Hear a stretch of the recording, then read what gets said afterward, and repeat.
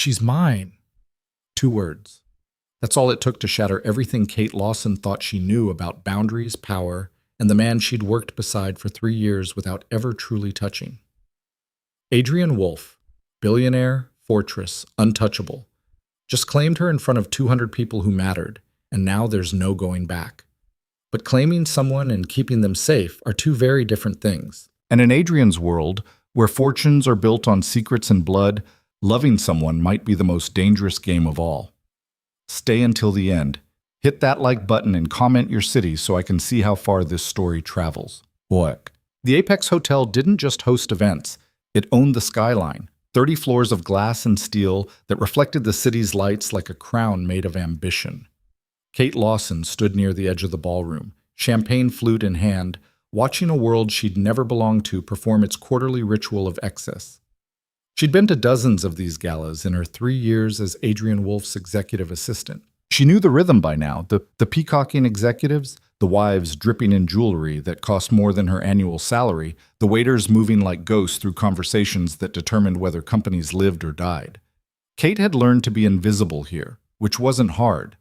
In her simple black dress, elegant but unremarkable, expensive but not too expensive, she could observe without being observed.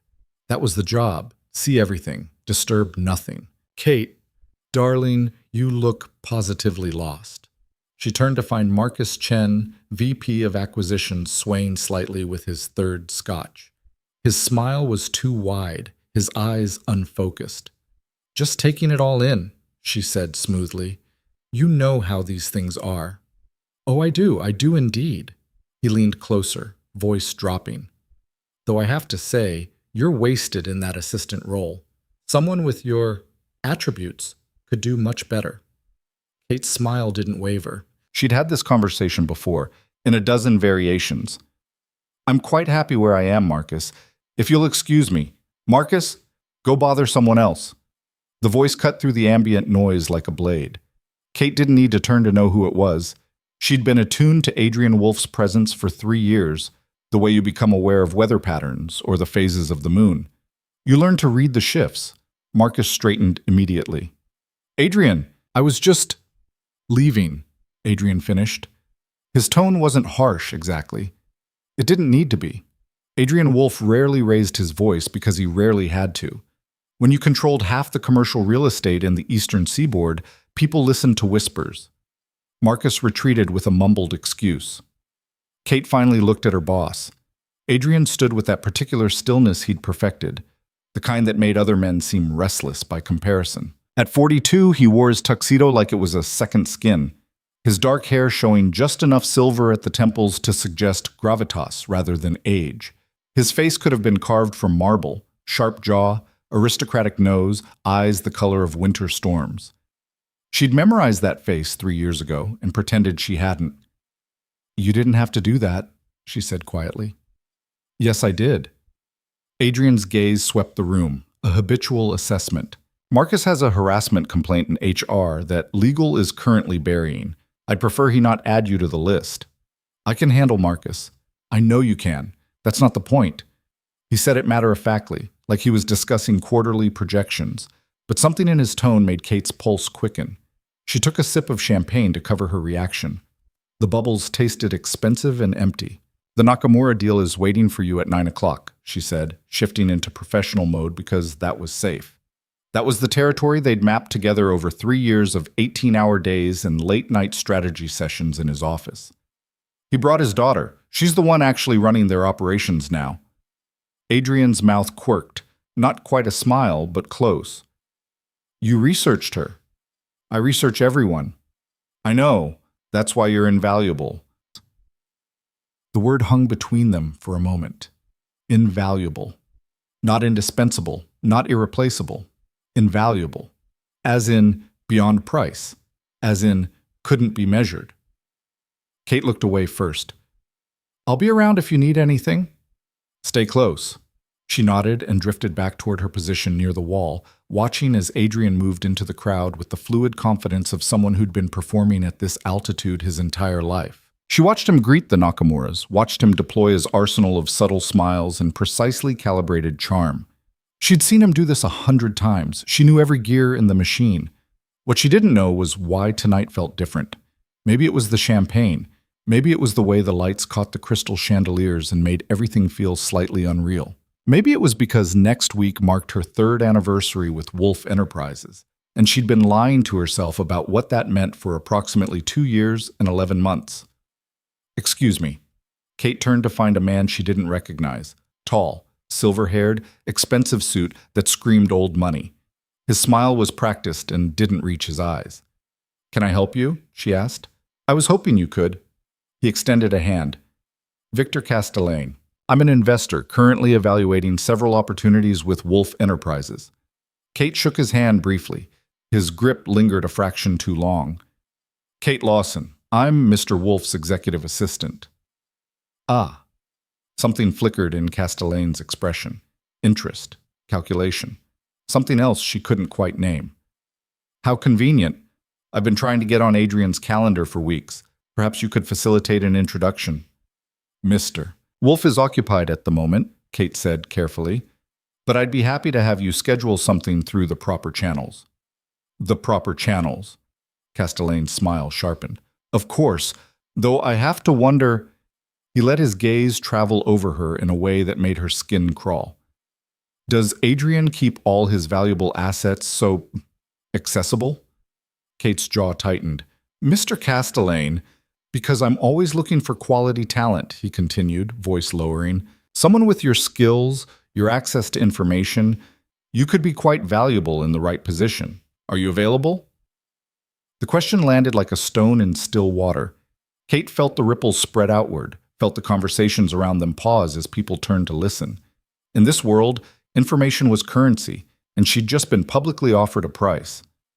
She opened her mouth to deliver the polite, professional brush-off she'd perfected. "She's mine." The words cut through the ballroom like a gunshot. Kate's heart stopped. Completely stopped. Then restarted with a kick that made her dizzy. Adrian was suddenly there, close enough that she could smell his cologne. Something dark and expensive that she'd never been able to identify. His hand settled on the small of her back, proprietary and unmistakable. The heat of his palm burning through the thin fabric of her dress. The room had gone silent. 200 people, frozen, mid-conversation, staring. Castellane's eyebrows rose. "I wasn't aware you and Miss Lawson had a personal arrangement." "Now you are." Adrian's voice was glacial. "We're done here, Victor." It wasn't a suggestion. Castellane's smile turned sharp. "Of course, my mistake." He nodded to Kate. "Enjoy your evening." He disappeared into the crowd. The conversations resumed, but Kate could feel the attention still focused on them, could practically hear the gossip sparking to life like wildfires. Adrian's hand was still on her back. "We need to talk," he said quietly. "Terrace. Now." He moved toward the French doors without waiting for a response. Kate followed because she didn't know what else to do. Because her entire world had just tilted on its axis, and she was free-falling. The terrace was empty, lit by strings of lights that made everything look soft and romantic in a way that felt like mockery. The city sprawled below them, glittering and indifferent.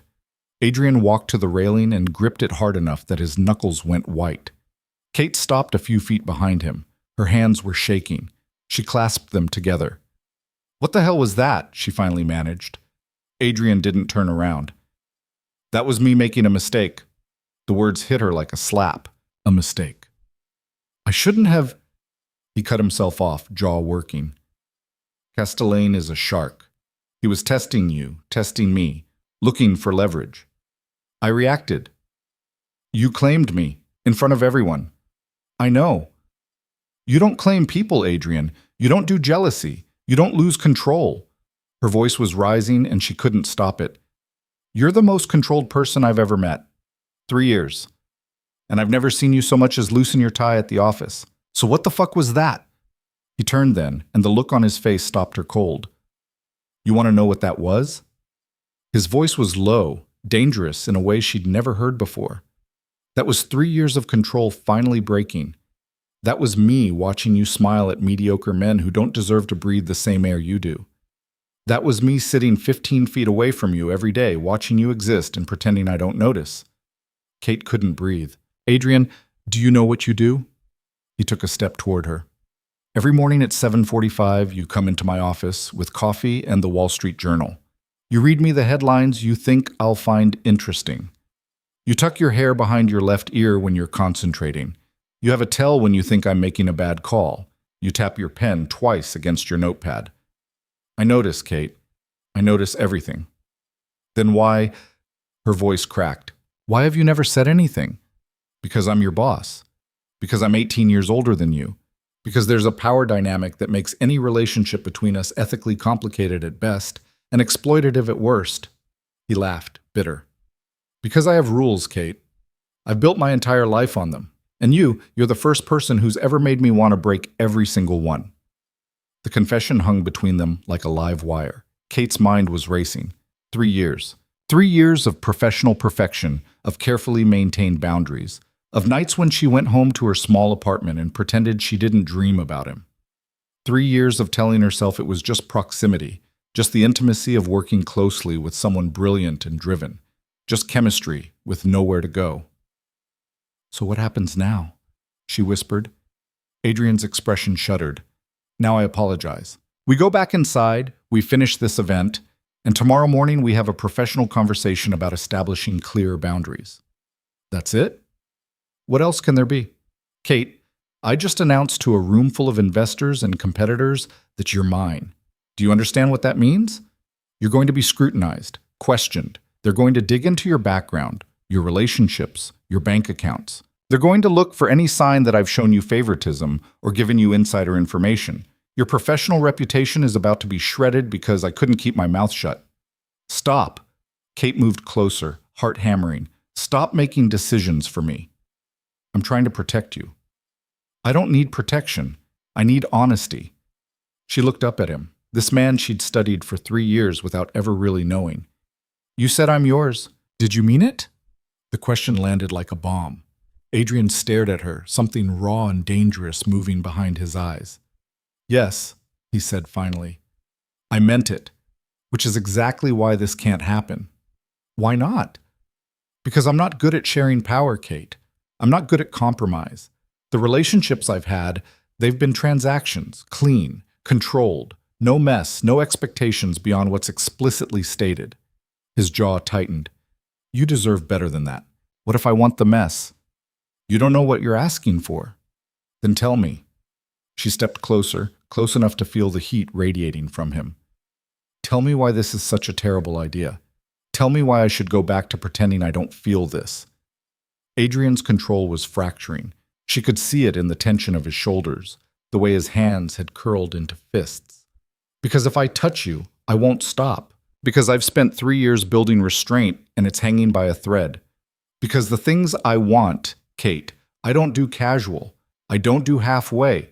If I have you, I'll want all of you, and I don't know if I can be what you need. What I need, Kate said slowly, is for you to stop deciding what's good for me and let me make my own choices. This isn't a choice. This is a complication that could destroy your career. My career working for you? Adrian, do you think I'm blind? Do you think I don't know exactly what agreeing to this would mean? She laughed, sharp. I'd have to quit. Immediately. Because you're right. The power dynamic makes this impossible while I work for you. So you need to decide. Do you want to keep me as your assistant, or do you want something else? The silence stretched between them, taut as a bowstring. I can't ask you to give up your position, Adrian said finally. You've worked too hard. I'm not asking your permission. I'm asking you to choose. Kate's voice steadied. Keep things professional, and tomorrow morning I'll be in your office at 7:45 with coffee and the journal. Or?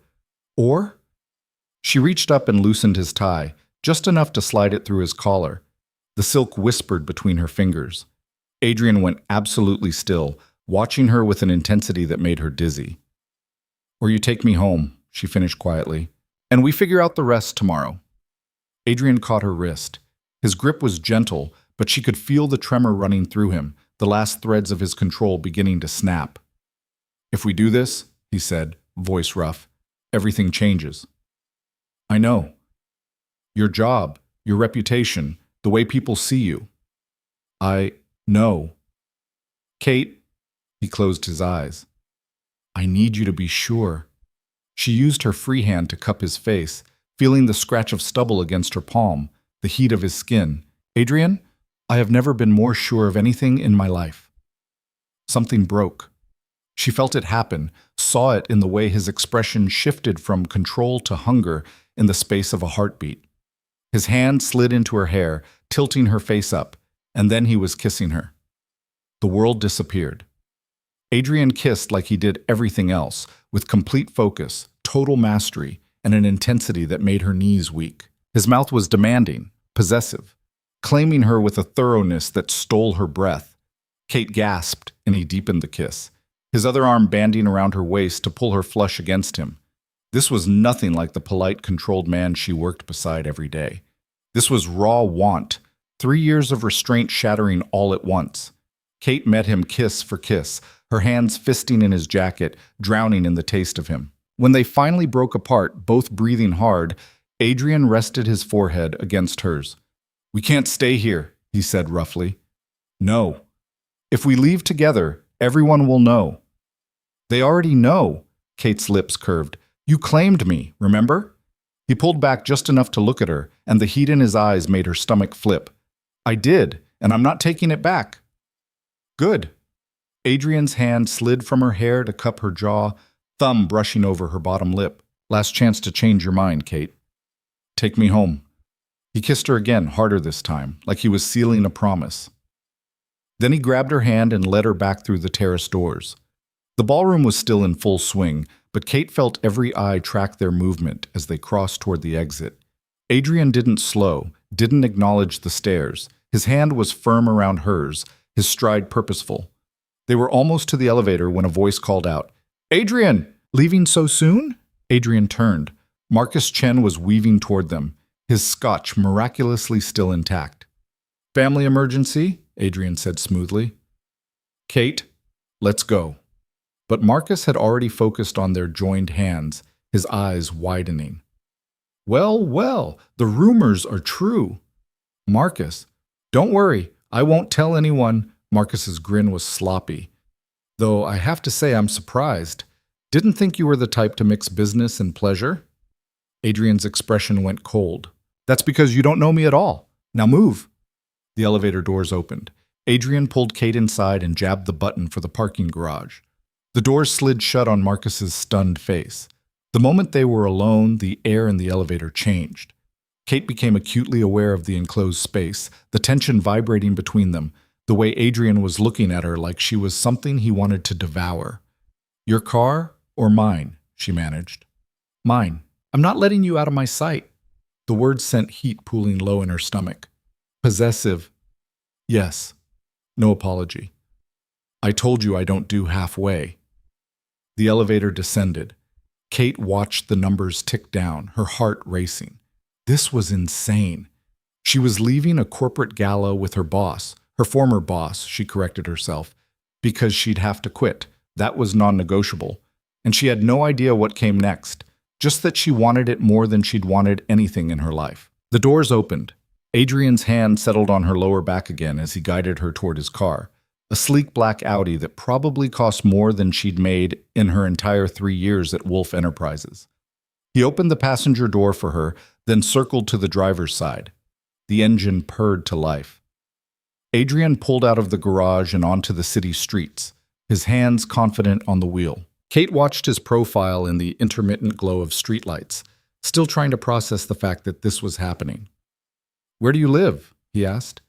West Village, but she hesitated. Where are we actually going? Adrian glanced at her. Where do you want to go? I asked first. Fair enough. He turned onto the highway. My place. Penthouse in Tribeca. But if that makes you uncomfortable, it doesn't. Kate. His voice dropped. I need you to understand something. If you come home with me tonight, I'm not going to be able to keep my hands off you. I've wanted you for 3 years. Now that I've had a taste, he cut himself off, jaw working. Just tell me if you need me to slow down. Kate's pulse was thundering in her ears. I don't. The look he gave her could have melted steel. They drove in silence for several minutes, the city blurring past. Kate's mind was still racing, adrenaline and desire mixing into something intoxicating. She kept thinking about the kiss on the terrace, about the way Adrian had looked at her like she was the only thing in the world that mattered. What was Castellane really after? She asked suddenly. Adrian's hands tightened on the wheel. Information. He's trying to put together a hostile takeover of Meridian properties. He knows I have shares. He was testing to see if you could be bought. And when I couldn't?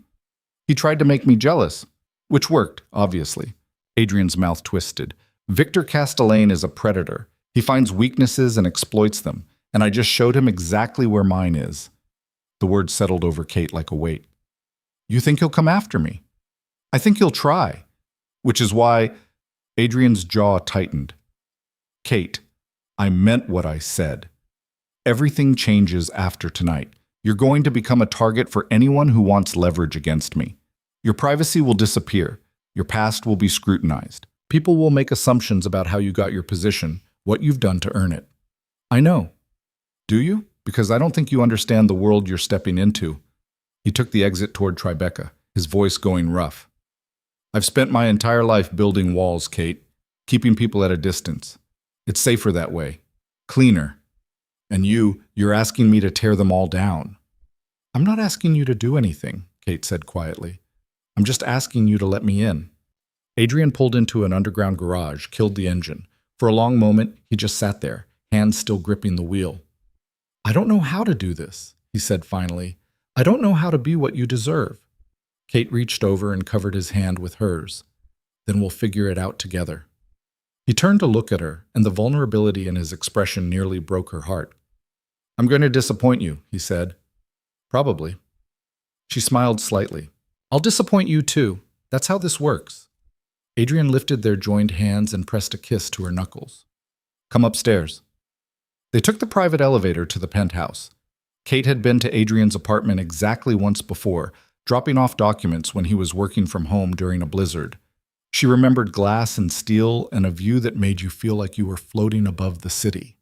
The elevator opened directly into the foyer. Adrian led her inside, then turned to face her, and suddenly the air was charged again, that same electric tension from the terrace.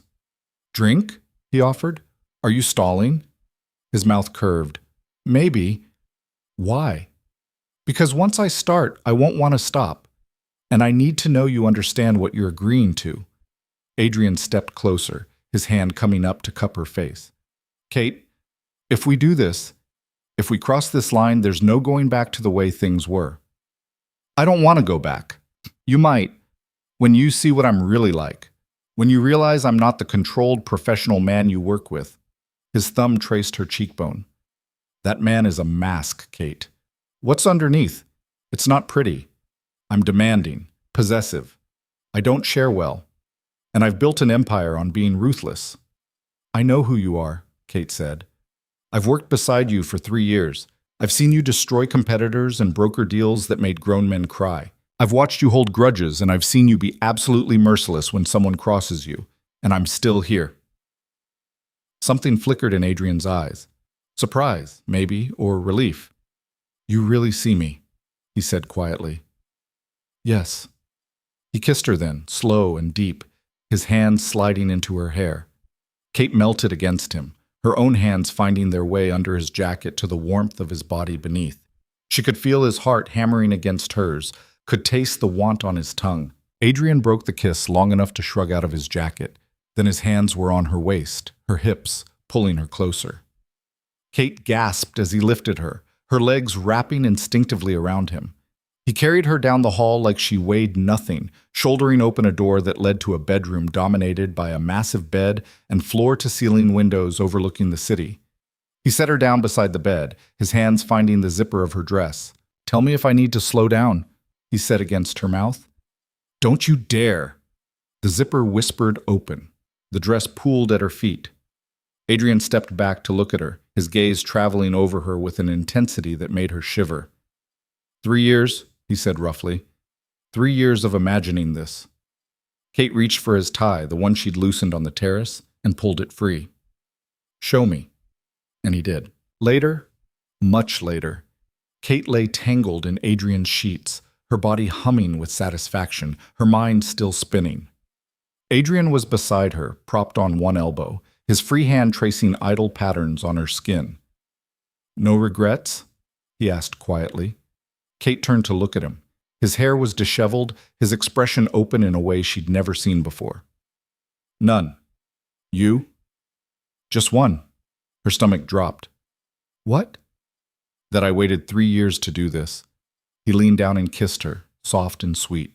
"Though I suppose it was worth the wait." Kate smiled against his mouth. "Flatterer." "Truth-teller." He pulled back, expression growing serious. "We need to talk about tomorrow." "I know. I'll submit my resignation first thing." "Kate, no arguments. I can't work for you if we're doing this. It's not ethical, and it's not fair to anyone." She sat up, pulling the sheet with her. "I'll help you find a replacement. Train them. Make the transition smooth.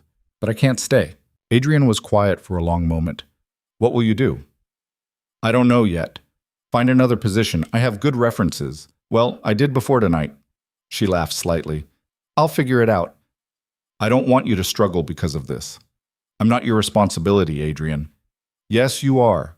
His voice was firm. "I claimed you, remember? That makes you mine to protect." Kate raised an eyebrow. "We're going to have to discuss this possessive thing." "It's not a thing. It's who I am." He caught her hand, laced their fingers together. "I told you I don't do halfway. That includes this. You're mine now, Kate. That means I take care of you." "I can take care of myself." "I know you can. That's not the point." Adrian's gaze was steady. "The point is that you don't have to. Not anymore." The words should have rankled. Kate had spent her entire adult life being independent, relying on no one. But there was something in the way Adrian said it, not like he was trying to control her, but like he was offering her something, a partnership, a haven. "What exactly are you suggesting?" she asked carefully. "I'm suggesting that you take time to figure out what you want to do next. No pressure, no deadline. In the meantime," he hesitated, "move in with me." Kate blinked. "What?" "You heard me. Move in with me. Your lease is up next month anyway. Don't look surprised. I notice things, remember? Move in here. Give yourself time to breathe without worrying about rent or finding a new job immediately." "Adrian, I can't." "Why not?" "Because we literally just had sex for the first time an hour ago. Because moving in together is a huge step. Because," she gestured helplessly, "because this is insane." "Everything about tonight has been insane," Adrian pointed out. "What's one more thing?" Kate stared at him. He looked completely serious, those storm-colored eyes steady on hers. "You're really asking me to move in with you," she said slowly. "Yes." "After 3 years of strict professionalism." "Yes." "Because you're possessive and you want to take care of me." "Yes." No hesitation. "Also because I want you here. I want to wake up next to you. I want to come home to you. I want..." "Kate, I've spent 3 years keeping you at arm's length. I'm done with that. If we're doing this, I want to do it right." Her heart was hammering. This was crazy. This was moving way too fast. This was... "Okay," she heard herself say. Adrian's expression shifted to surprise. "Okay." "Okay." Kate laughed, slightly hysterical. "Yes, I'll move in with you, because apparently I'm as insane as you are." He kissed her, hard and possessive, and pulled her back down into the sheets. "Good," he murmured against her mouth. "Because I wasn't planning on taking no for an answer." "Possessive," Kate accused. "I warned you." And he had. He'd warned her about all of it, the possessiveness, the intensity, the way he didn't do anything by halves. Kate had walked into this with her eyes open, and she wasn't going to pretend otherwise. But as Adrian's hands found her again, as he kissed his way down her throat and made her forget her own name, Kate realized that warnings didn't matter. Not when the alternative was going back to the way things were before. Not when the alternative was pretending she didn't want this man with an intensity that terrified her. Adrian had claimed her in front of 200 people tonight, and Kate had claimed him right back. Everything else, the consequences, the complications, the scrutiny that would come, they'd face together. Because that was what you did when you stopped living in the shadows and stepped into the light. Even if the light burned. especially if it did. Kate woke to sunlight streaming through floor-to-ceiling windows and the disorienting realization that she was in Adrian Wolf's bed. Her dress was somewhere on the floor. Her phone was buzzing insistently from her clutch across the room, and Adrian was already awake, propped against the headboard with his laptop balanced on his knees, wearing reading glasses she'd never seen before. "You wear glasses," she said, voice rough with sleep. He glanced over and something in his expression softened. "Only when I'm reading. You snore, by the way."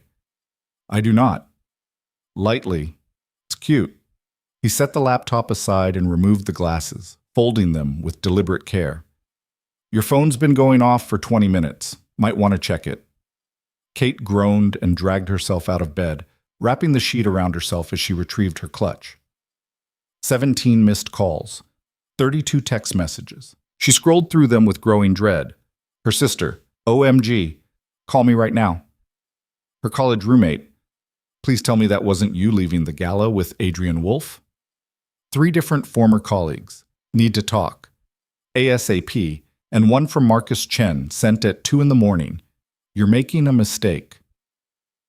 "It started," she said quietly.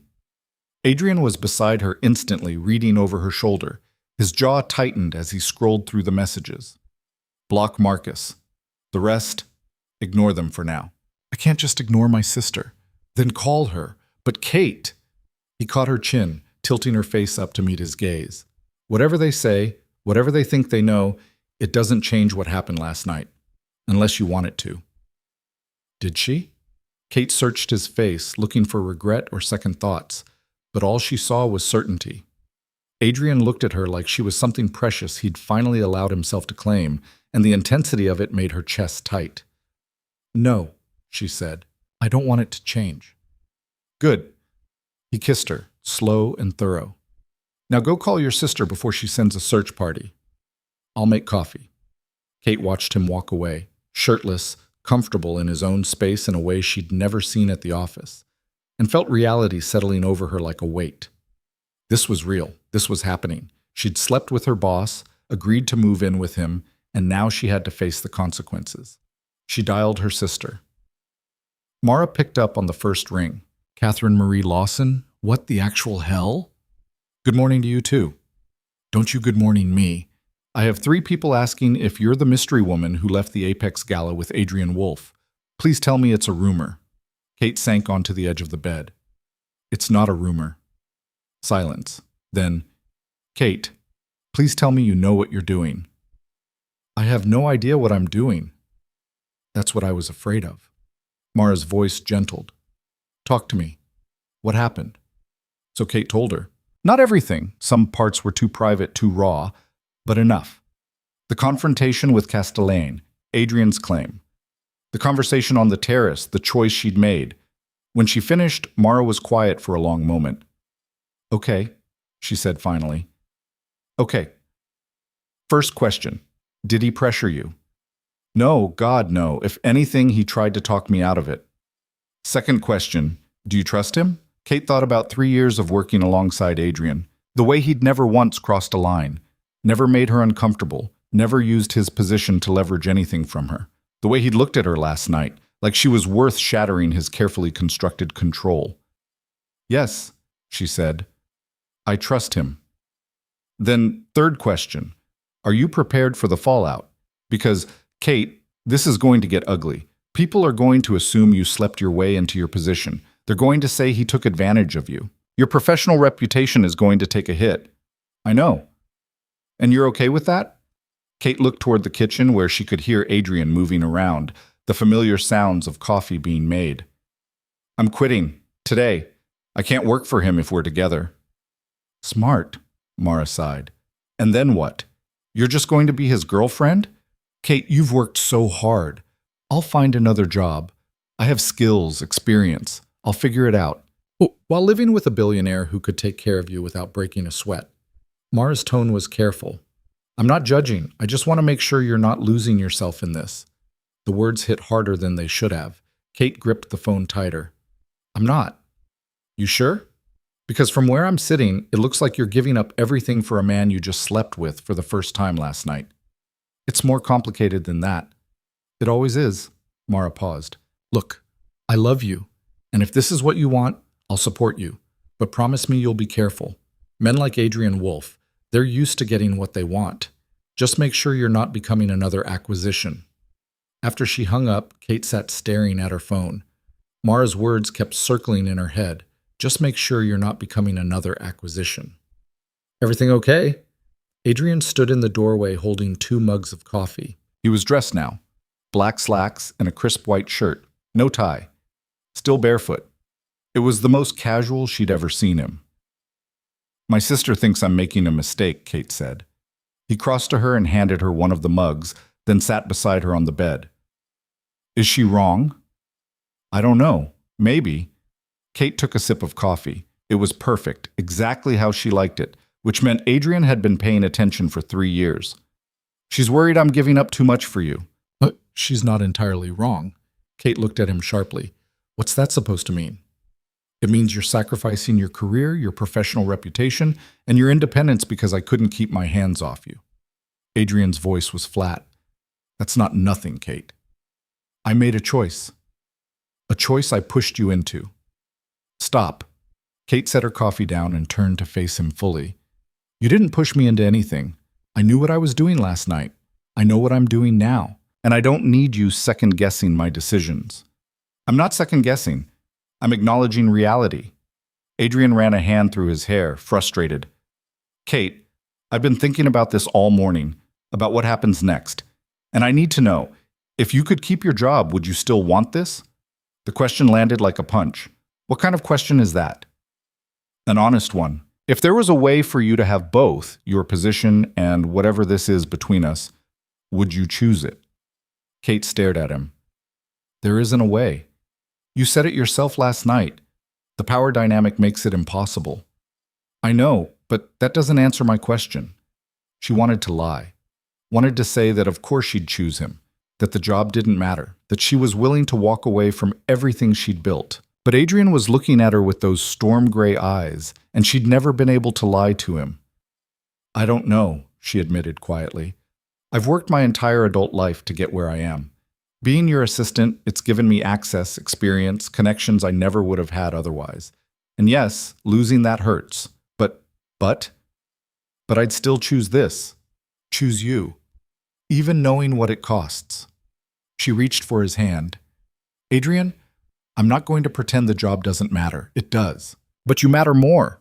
He closed his eyes briefly, something like relief crossing his face. When he opened them again, the vulnerability was back. That rawness she'd seen last night. I need to tell you something, he said, about my world, about what you're really stepping into. Kate waited, her stomach knotting with unease. Adrian stood and walked to the window, looking out over the city. You know what I do? Real estate development, commercial properties, investments. What you don't know is how much of it operates in the gray areas. Legal, technically, but he turned to face her. I've made enemies, Kate. Powerful ones. People who would use anyone close to me as leverage. Like Castellane. Castellane's just one of many. There are others. Some who operate within the law, some who don't. And all of them would love to find a weakness they could exploit. His expression was grim. You become that weakness the moment you're publicly connected to me. You're trying to scare me. I'm trying to be honest. Because if we do this, if you really move in here, if we make this official, your life will never be private again. You'll be followed, photographed, investigated. People will dig into your past looking for anything they can use. Kate thought about her past. It wasn't scandalous exactly, but it wasn't pristine either. Student loans she was still paying off. A boyfriend in college who'd turned controlling until she'd had to get a restraining order. A father who'd walked out when she was 12 and never looked back. Let them dig, she said. Adrian studied her for a long moment. You're serious. Dead serious. Adrian, I know what I'm signing up for. I know it won't be easy. But I also know I don't want to spend the rest of my life wondering what could have been. She stood and crossed to him. So yes, I'm scared. Yes, this is overwhelming. But I'm still here. He pulled her close, his arms coming around her with a possessiveness that should have felt suffocating, but somehow didn't. I'll protect you. Whatever it takes. I know you don't need protection. I'm offering it anyway. He pressed a kiss to her temple. That's the deal, Kate. You're mine to take care of now. She should have argued, should have insisted on her independence. But there was something seductive about the way he said it. Not like he was trying to control her, but like he was promising to stand between her and anything that tried to hurt her. Okay, she said quietly, but it goes both ways. I take care of you too. Adrian's laugh was low and surprised. Deal. They stood like that for several minutes, wrapped in each other, the morning sun warming them through the windows. Eventually, Kate's stomach growled, breaking the moment. When did you last eat? Adrian asked. Yesterday, at the gala, Kate grimaced. I was too nervous to eat much. Nervous about what? She pulled back to look at him. About you, about wanting something I thought I couldn't have. Something shifted in his expression, heat and possession, and something softer that made her breath catch. But before he could respond, his phone buzzed on the bedside table. He glanced at the screen and his jaw tightened. It's Robert, he said. Robert Chen was his CFO and, coincidentally, Marcus's older brother. I need to take this, he answered, putting it on speaker. Robert. Adrian, we need to talk about last night. Robert's voice was tight. Specifically about you leaving the gala with your assistant. Former assistant, Adrian corrected. Kate will be submitting her resignation this morning. Kate blinked. They hadn't actually discussed the timeline, but apparently Adrian had already made the decision. That's not going to be enough, Robert said.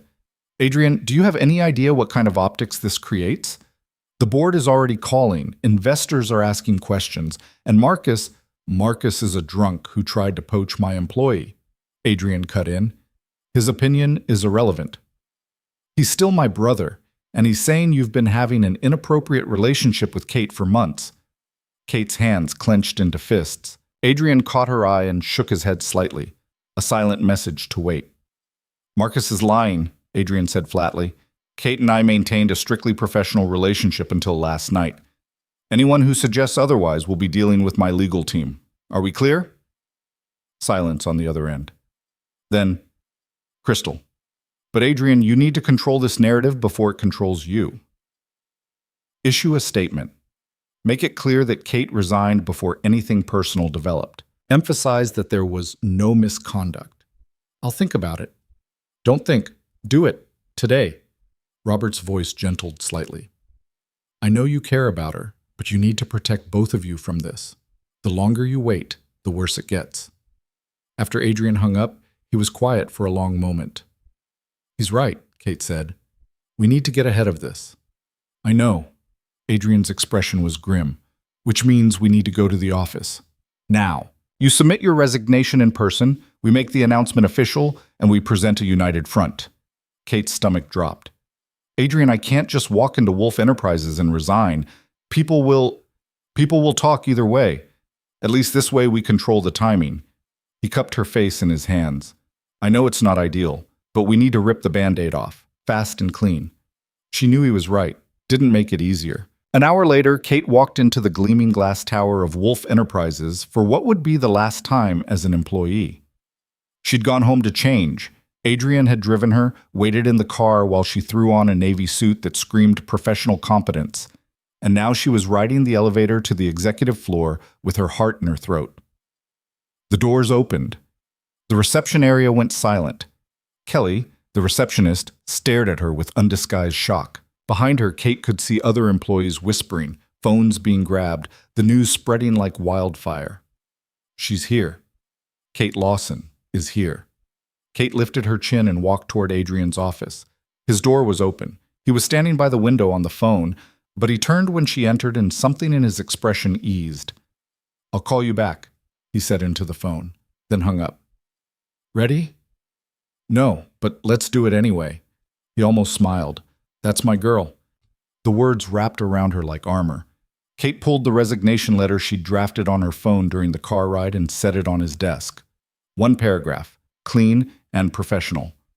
Adrian read it, his expression unreadable. Effective immediately. It's the only way this works. I know. He looked up at her. But for the record, you've been the best assistant I've ever had. Replacing you is going to be hell.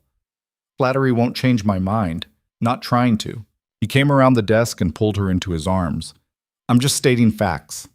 The intercom buzzed. Mr. Wolf, the board is requesting an emergency meeting in 20 minutes. Adrian swore under his breath. Tell them I'll be there. He pulled back, hands settling on Kate's shoulders. I need to deal with this. Go home. My home. I'll have your things moved from your apartment this week. We'll figure out the rest tonight. You're already moving my stuff?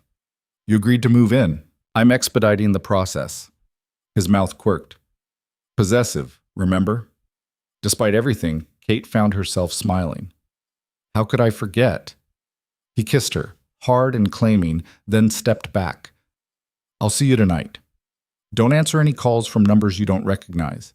If anyone from the press contacts you, refer them to our legal team.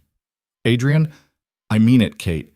This is about to get worse before it gets better. I need to know you're safe. The concern in his voice was real, and it made her chest ache. Okay, I'll go to your place. I'll wait. Good. He pressed another kiss to her forehead. I'll make this right. I promise. Kate left his office feeling unmoored. She'd just quit her job, ended a career she'd spent years building, all for a man she'd been sleeping with for less than 24 hours. Mara's words echoed in her head. Just make sure you're not becoming another acquisition. She was halfway to the elevator when a voice stopped her. Kate, wait. She turned to find Sarah Martinez, another executive assistant, hurrying toward her. Sarah worked for the VP of Development and had always been friendly, if not close. Is it true? Sarah asked quietly. Are you really resigning? Kate nodded. Effective immediately. Because of Adrian Wolf. It wasn't a question. Kate met her gaze steadily. Because continuing to work for him while being in a relationship with him would be inappropriate. Sarah's expression was complicated, sympathy mixed with something else, envy maybe, or pity. People are saying you've been sleeping with him for months, that it's the only reason you got the position in the first place. The accusation shouldn't have stung. Kate had known it was coming, but hearing it said out loud, seeing the doubt in Sarah's eyes, made her anger flare. People can say whatever they want, she said evenly. The truth is I earned my position through 3 years of 80-hour weeks and flawless execution.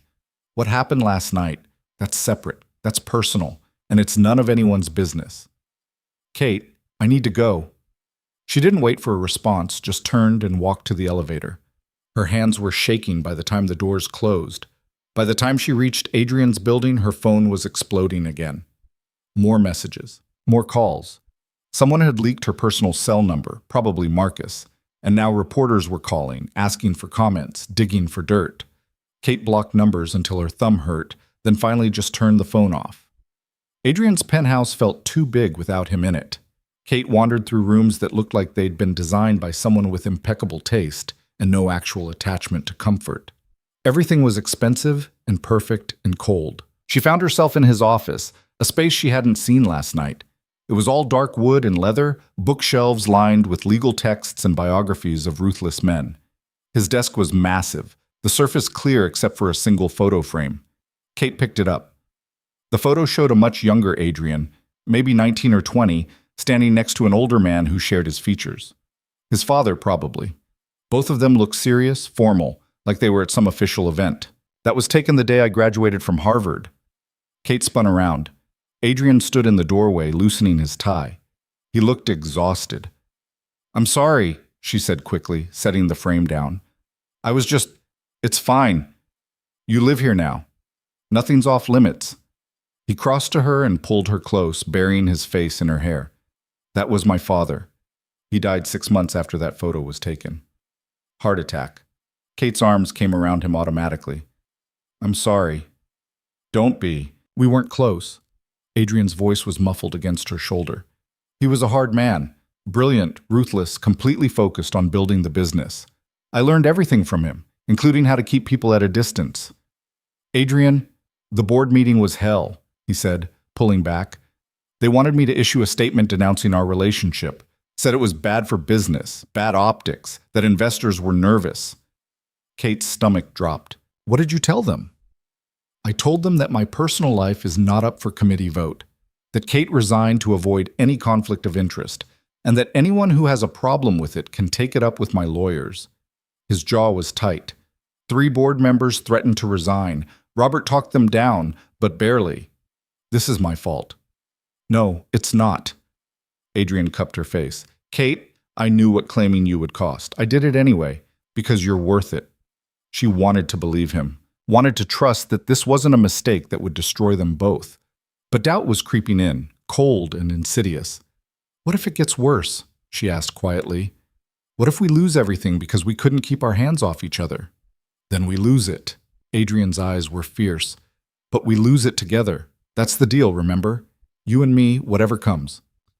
Kate kissed him, desperate and needing, and he responded with equal intensity, his hands tangling in her hair, his body pressing her back against the desk. They broke apart, breathing hard.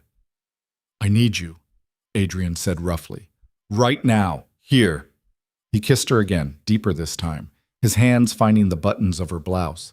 Kate gasped as he lifted her onto the desk, her skirt riding up, his mouth on her throat. Adrian, let me have this, he said against her skin. Let me have you. After the day I've had, I need to remember why it's worth it. So she did. She let him strip away her professional armor piece by piece until she was bare and vulnerable beneath him. Let him worship her body with his hands and mouth until she was trembling. Let him make love to her on his desk with a desperation that felt like drowning. Afterward, wrapped in his arms with her heart still racing, Kate realized something that terrified her.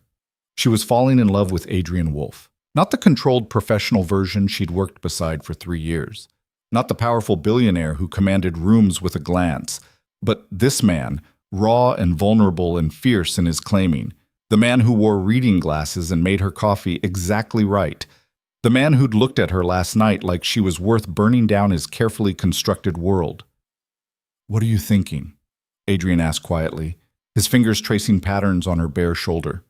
Kate almost told him, almost confessed that she was terrified of how much she wanted this, how much she was willing to risk. But the words stuck in her throat. I'm thinking we should probably put our clothes back on before someone delivers dinner, she said instead. His laugh was low and warm. Dinner, right, I forgot about that. You forgot to order dinner?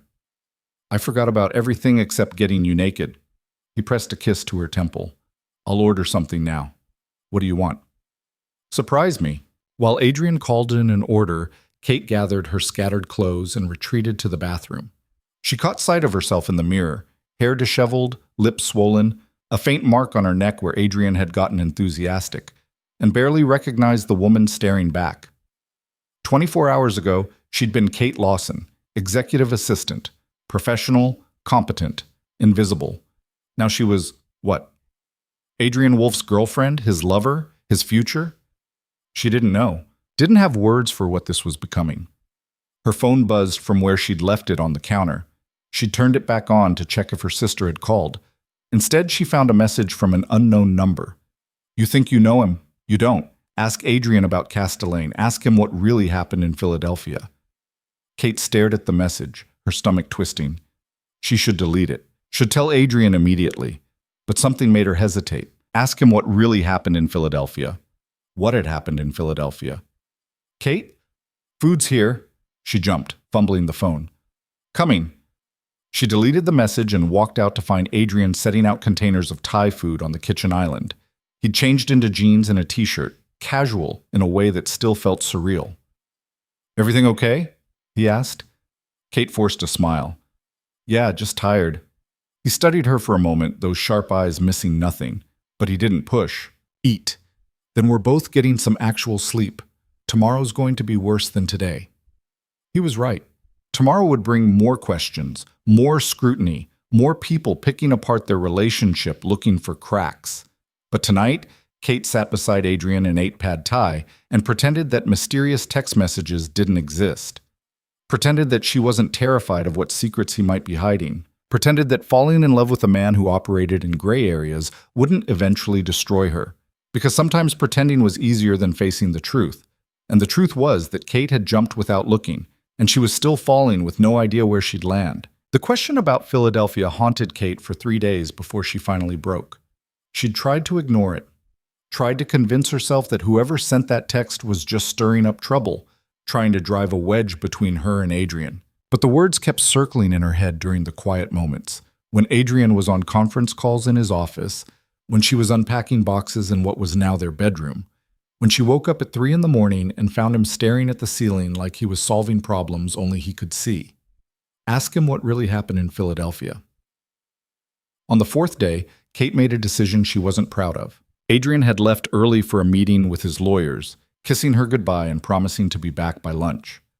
The moment the door closed behind him, she went to his office. She told herself she was just looking for clarity, just trying to understand the man she'd moved in with, the man she was falling dangerously close to loving.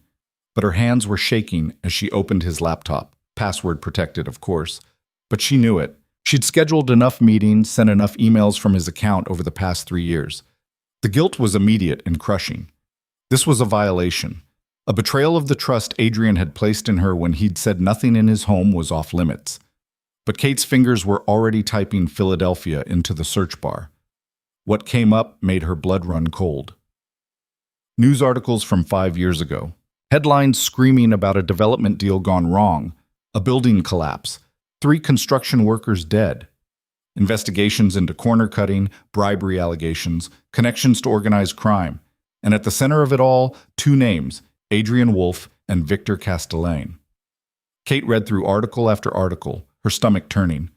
The project had been a joint venture, Castellane providing the financing, Adrian handling development. When the building collapsed during construction, killing 3 men and injuring 7 others, the investigations had been brutal. Both men had been questioned. Castellane's financing was traced back to shell companies with suspected ties to the Moretti crime family. Adrian's permits had irregularities that suggested bribes to city officials. In the end, no charges were filed.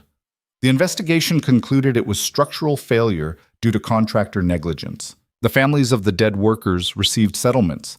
The case was closed, but the articles hinted at something darker. Witnesses who'd recanted their statements, evidence that disappeared, a lead investigator who'd suddenly retired and moved to the Cayman Islands. Kate's hands were numb as she kept reading. There was a photo from the incident. Adrian standing outside the collapsed building, his face younger but just as controlled, while Castellane spoke to reporters. They looked like partners, allies. So what had changed? What had turned them into enemies? She found the answer in a Business Journal article from 3 years later. Adrian had launched a hostile takeover of one of Castellane's companies, gutting it for assets and leaving Castellane with massive losses. The article quoted an anonymous source saying it was revenge, that Wolfe had spent years positioning himself for the kill. The timeline made Kate's chest tighten. 3 years after Philadelphia, right around the time she'd started working for Adrian. Had he been planning this the whole time she'd known him? Building his empire on the ruins of men he'd destroyed? Find anything interesting? Kate's heart stopped. She spun around to find Adrian standing in the doorway, his expression unreadable. Her voice came out hoarse. You're back early. Meeting was canceled. He walked into the office slowly, deliberately, like he was approaching something dangerous.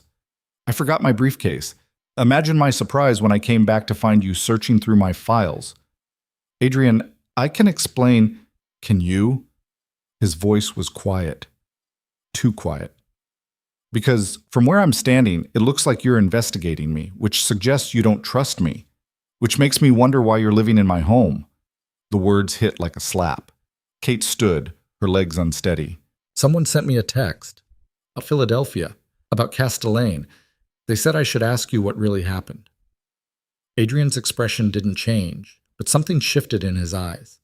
And instead of asking me directly, you decided to snoop through my personal files. I know it was wrong. But Adrian, those articles, the building collapse, the deaths, the connections to organized crime. Are you asking if I'm involved with the Moretti family? I'm asking if you're the man I think you are, or if I've been lying to myself. The silence stretched between them like broken glass. Adrian walked to the window, his back to her, his shoulders rigid. The Philadelphia project was the biggest mistake of my life, he said finally. I was 37, ambitious. Castellane approached me with financing for a mixed-use development that would have doubled my portfolio. I knew his money was dirty, I'm not stupid, but I convinced myself I could use it without getting dirty myself. Kate waited, barely breathing. The building collapse wasn't an accident, Adrian continued, his voice flat. The contractor Castellane insisted we use was cutting corners, using substandard materials. I found out 2 weeks before it happened. I went to Castellane, told him we needed to shut down construction until we could verify structural integrity. He refused. Said we were behind schedule, that delays would cost him too much money. What did you do? I threatened to pull out of the deal entirely, so Castellane had me followed. Found out about a woman I was seeing, a prosecutor actually. He made it very clear that if I didn't play along, she'd have an accident. Adrian's hands clenched on the window frame, so I stayed quiet. And 2 weeks later, 3 men died because I didn't have the spine to stand up to a gangster. The confession hung in the air between them. The investigation should have buried us both, Adrian said. But Castellane had connections, made evidence disappear, paid off witnesses, got the lead investigator to retire early with a very generous pension, and His voice roughened. I let him, because I was terrified of what would happen to Rebecca if I didn't. Rebecca? The prosecutor. We'd been seeing each other for 6 months. I thought. He laughed bitterly. It doesn't matter what I thought. After Philadelphia, she couldn't look at me. Said I'd become everything she fought against. She was right. Kate's throat was tight. What happened to her? She moved to Seattle, married a civil rights attorney, has 2 kids now. I check on her occasionally, make sure Castellane hasn't gone after her. He hasn't. That was our deal. Your deal? Adrian finally turned to face her. I spent the next 3 years building leverage against him, buying up his debts, making strategic investments in companies he needed, positioning myself until I had enough power to hurt him without him being able to retaliate. Then I destroyed him, cost him everything he'd built in Philadelphia, made sure everyone in our circles knew he was radioactive. And I made it very clear that if he ever came near Rebecca, I'd finish the job. Kate stared at him. You've been at war with Castellane for 5 years. Yes. And now he knows about me. Yes. Adrian crossed to her, his expression grim. That's what I've been trying to protect you from, Kate. Castellane doesn't forget, doesn't forgive. The moment he saw me claim you at that gala, he started calculating how to use you against me. That's why you were so worried about me becoming a target. I've been worried about you since the day you walked into my office 3 years ago. Adrian's voice was rough.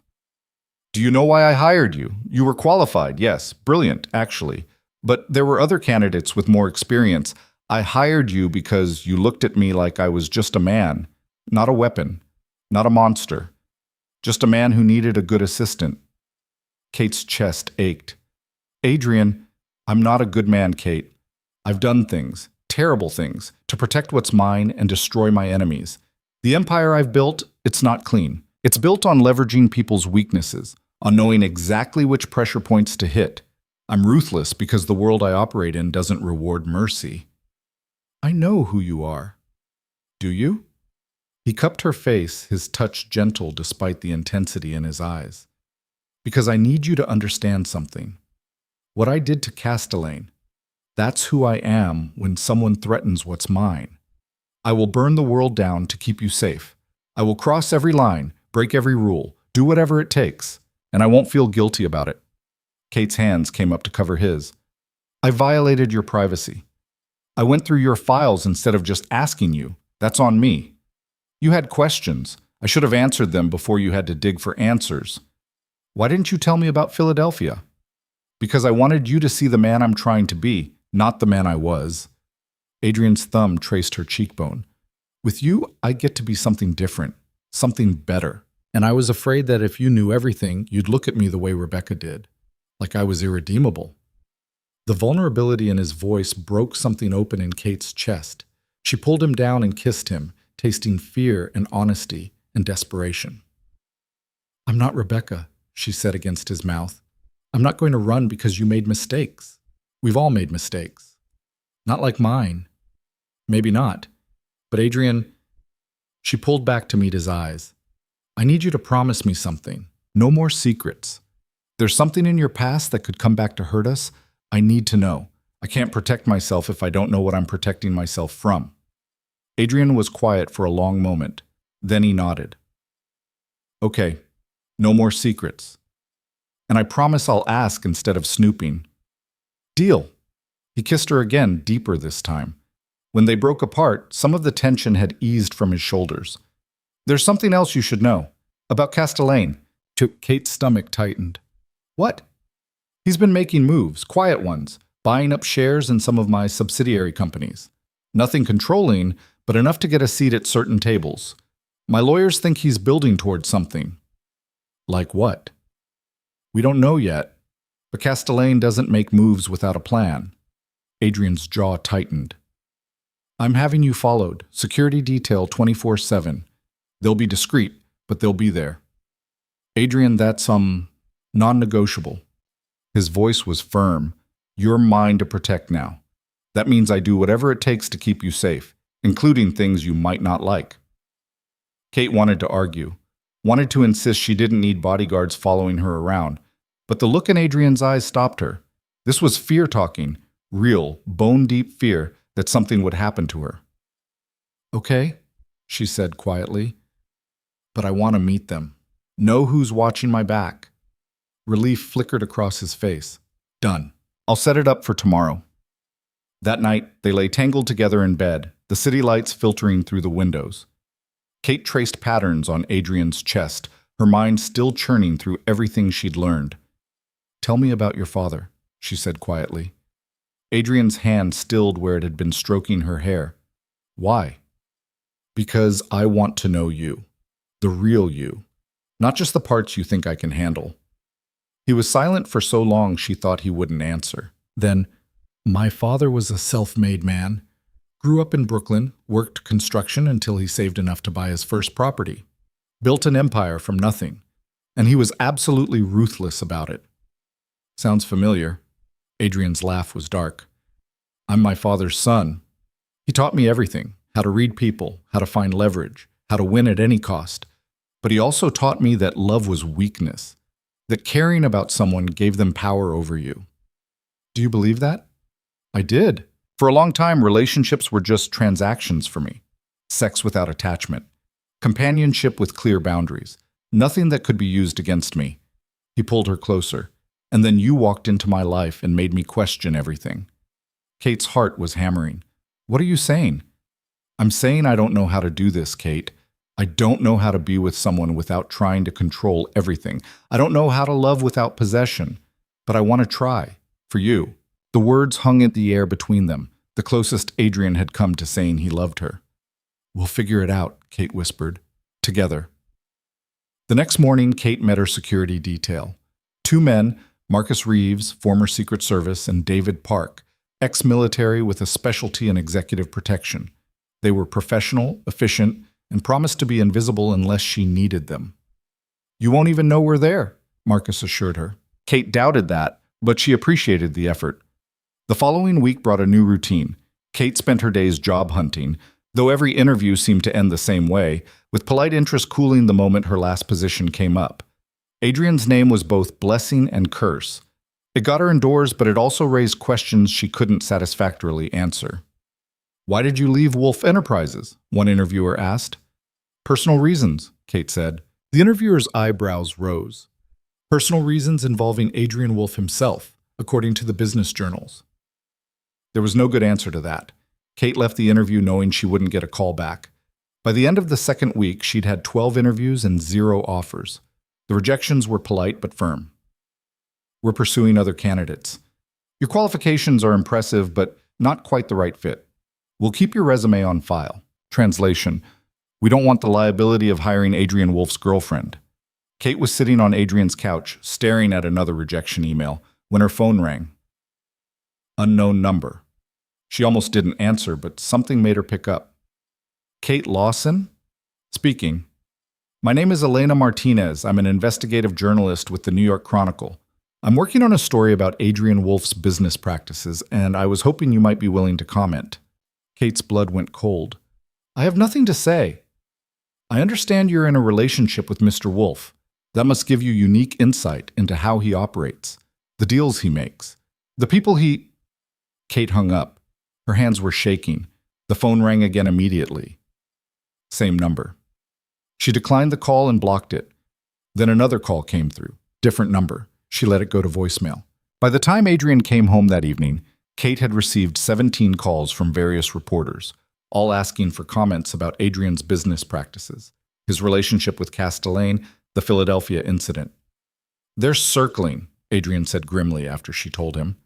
He'd changed Kate's number within the hour, had his legal team send cease and desist letters to every publication that had called, but they both knew it wouldn't be enough. "Castellane's feeding them information," Adrian continued, "stirring up the old stories, making sure everyone remembers Philadelphia. He's trying to damage my reputation, hurt my business relationships." "Why now?" "Because I claimed you, because he knows that gives him an opening." Adrian's expression was dark. "He's going to try to paint me as a dangerous man, someone who can't be trusted, and he's going to use you as proof that I'm so obsessed with control, I manipulated my own assistant into a relationship." Kate's stomach turned. "Is there anything we can do?" "Write it out. Don't engage with reporters. Let my legal team handle it." He pulled her close. "And trust that I won't let him destroy what we have."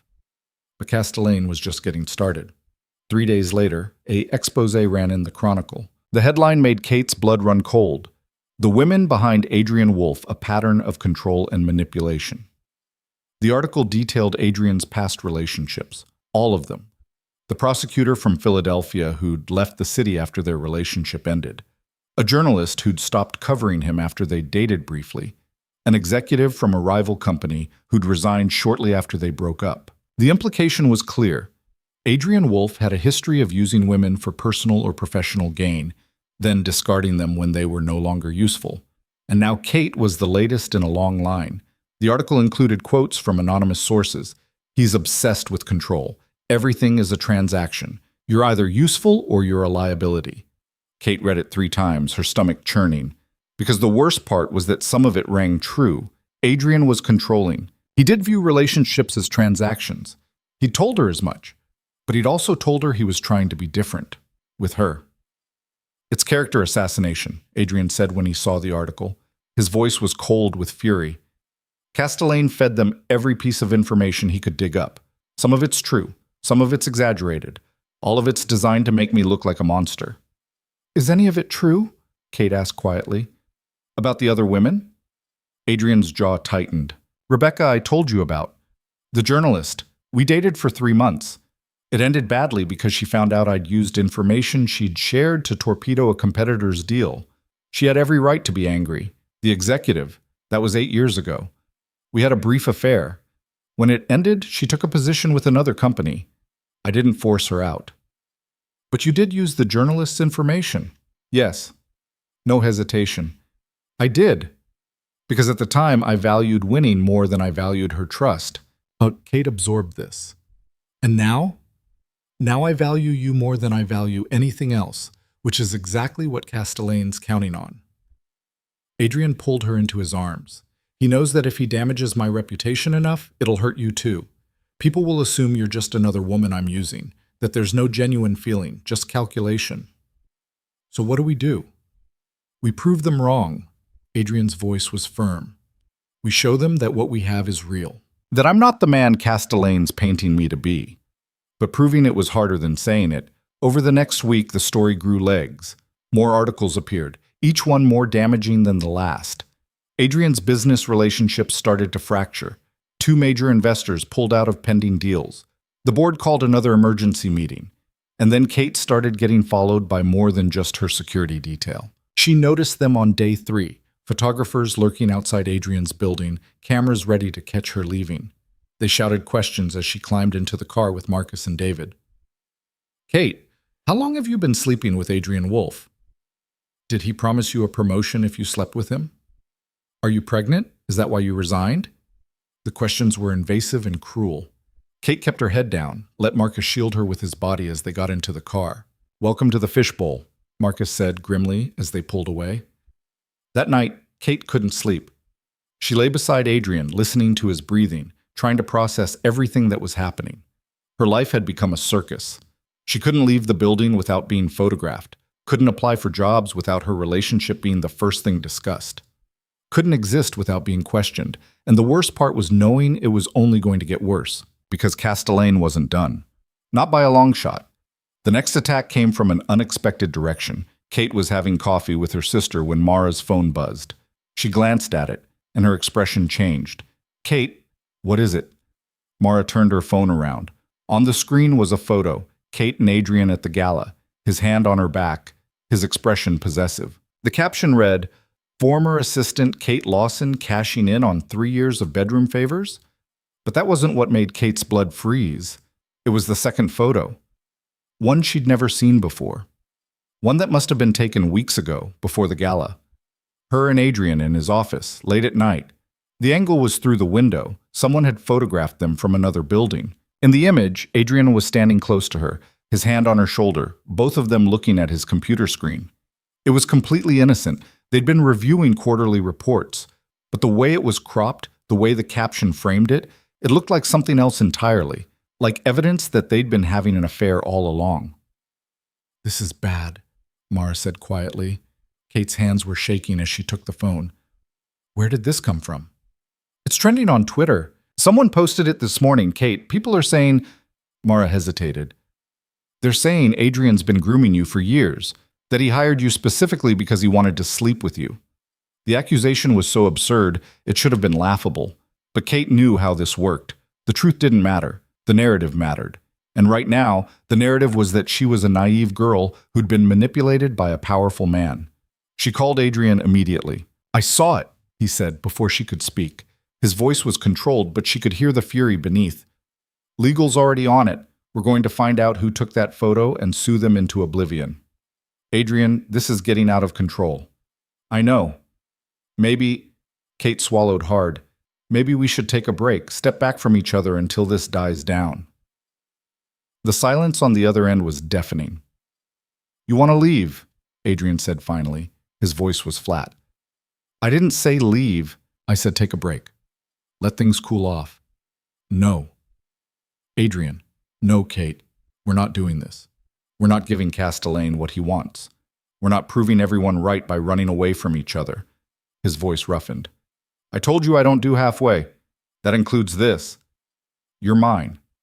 I'm yours. We face this together, or not at all." Kate closed her eyes. "People are saying terrible things. Let them. I don't care what they say. I care about you." He paused. "Come home. We'll figure this out." She wanted to. Wanted to run back to the safety of his arms and let him fix everything. But a small part of her, the part that had spent 3 years being professional and competent and independent, rebelled at the idea. "I need some time," she said quietly. "Just a few hours. To think." Another pause, then, "Okay. But Kate—" "Yeah?" "Don't run. Please." The vulnerability in his voice nearly broke her. "I won't, I promise." After she hung up, Mara reached across the table and squeezed her hand. "You okay?" "I don't know." Kate stared at her coffee. "Everything's falling apart. My career, my reputation, my privacy. And for what? A relationship that's barely 3 weeks old? Do you love him?" The question hit like a punch. Kate thought about Adrian, the way he looked at her like she was the only thing that mattered, the way he'd opened up about Philadelphia, the way he'd been trying so hard to be different for her. "Yes," she admitted, "which is probably the stupidest thing I've ever done." "Love usually is." Mara's expression was soft. "But Kate, you need to ask yourself something. Is he worth this? All of it. The scrutiny, the judgment, the constant attacks. Because it's only going to get worse before it gets better." Kate knew she was right. She knew that staying with Adrian meant signing up for a lifetime of this. Of being photographed and questioned and judged. Of living in a fishbowl where every move was analyzed. But the alternative, walking away from him, going back to being alone, felt impossible. "He's worth it," she said quietly. Mara studied her for a long moment. Then she nodded. "Then you need to fight back. Stop being defensive. Stop hiding. If you and Adrian are the real deal, then show them." "How?" "I don't know, but sitting around letting Castellane control the narrative isn't working." Mara leaned forward. "Kate, you're one of the smartest people I know. You didn't get to be Adrian Wolf's executive assistant by being a pushover, so stop acting like one." The words lit something in Kate's chest. Mara was right. She'd been reacting instead of acting. letting other people define her relationship, her choices, her worth. It was time to take control back. She pulled out her phone and called Adrian. "Change of plans," she said when he answered. "I'm coming home, and we're going to war." Adrian was waiting when Kate walked through the door. He crossed the room in 3 strides and pulled her into his arms, holding her like he'd been afraid she wouldn't come back. "You said we're going to war," he said against her hair. "What did you have in mind?" Kate pulled back to look at him. "I've been thinking about this all wrong. We've been defensive, hiding, waiting for the attacks to stop. But they won't stop. Not as long as Castellane thinks he can use me to get to you." "So what do you suggest?" "We stop giving him ammunition. We stop acting like we have something to hide." Kate's jaw set. "You said Castellane's been making moves, buying shares in your companies. What if we figured out what he's planning and got ahead of it?" Adrian's eyes sharpened with interest. "You want to go on offense. I want to stop being a victim. I spent 3 years learning how you operate, how you think strategically. Let me use that." She gripped his arms. "Adrian, I'm not just some woman you're protecting. I know your business. I know how deals work. Let me help." For a moment, she thought he'd say no, thought his need to control everything, to shield her from the uglier parts of his world, would win out. But then something shifted in his expression. "Okay," he said. "Let's do this together." They spent the next 2 hours in Adrian's office, spreading out files and financial records. Robert Chen joined them via video call, initially skeptical but warming up when Kate started asking pointed questions about Castellane's recent investments. "He's been buying into media companies," Kate observed, studying the pattern. "Small stakes, nothing controlling, but enough to have influence. And look at the timing. All of these purchases happened in the last 6 months. He's building a narrative machine," Adrian said slowly. "Control the media, control the story." "Exactly, which means the exposés, the photos, all of it. He's been planning this for months." Kate pulled up another document. "But there's something else. Look at this pattern of shell companies he's using. They all trace back to the same offshore account in the Cayman Islands." Robert leaned closer to his camera. "That's the same account structure he used in Philadelphia. If we can prove he's still using dirty money, we can expose him," Adrian finished. His expression was cold. "Kate, how did you spot this?" "I reviewed every financial filing you had on Castellane, cross-referenced the company names with corporate registries." She met his gaze. "You taught me to see patterns, to look for the details everyone else misses." Pride flickered across Adrian's face. "We need to trace those shell companies, find out where the money's really coming from." "That's going to take time," Robert warned, "and it's legally complicated. If Castellane catches wind that we're investigating, he'll escalate," Kate said, "which means we need to be prepared for things to get worse before they get better." She had no idea how prophetic those words would be. The next morning, Kate woke to her phone buzzing incessantly. She grabbed it, still half asleep, and saw dozens of notifications. Texts from Mara, missed calls from numbers she didn't recognize, news alerts flooding her screen.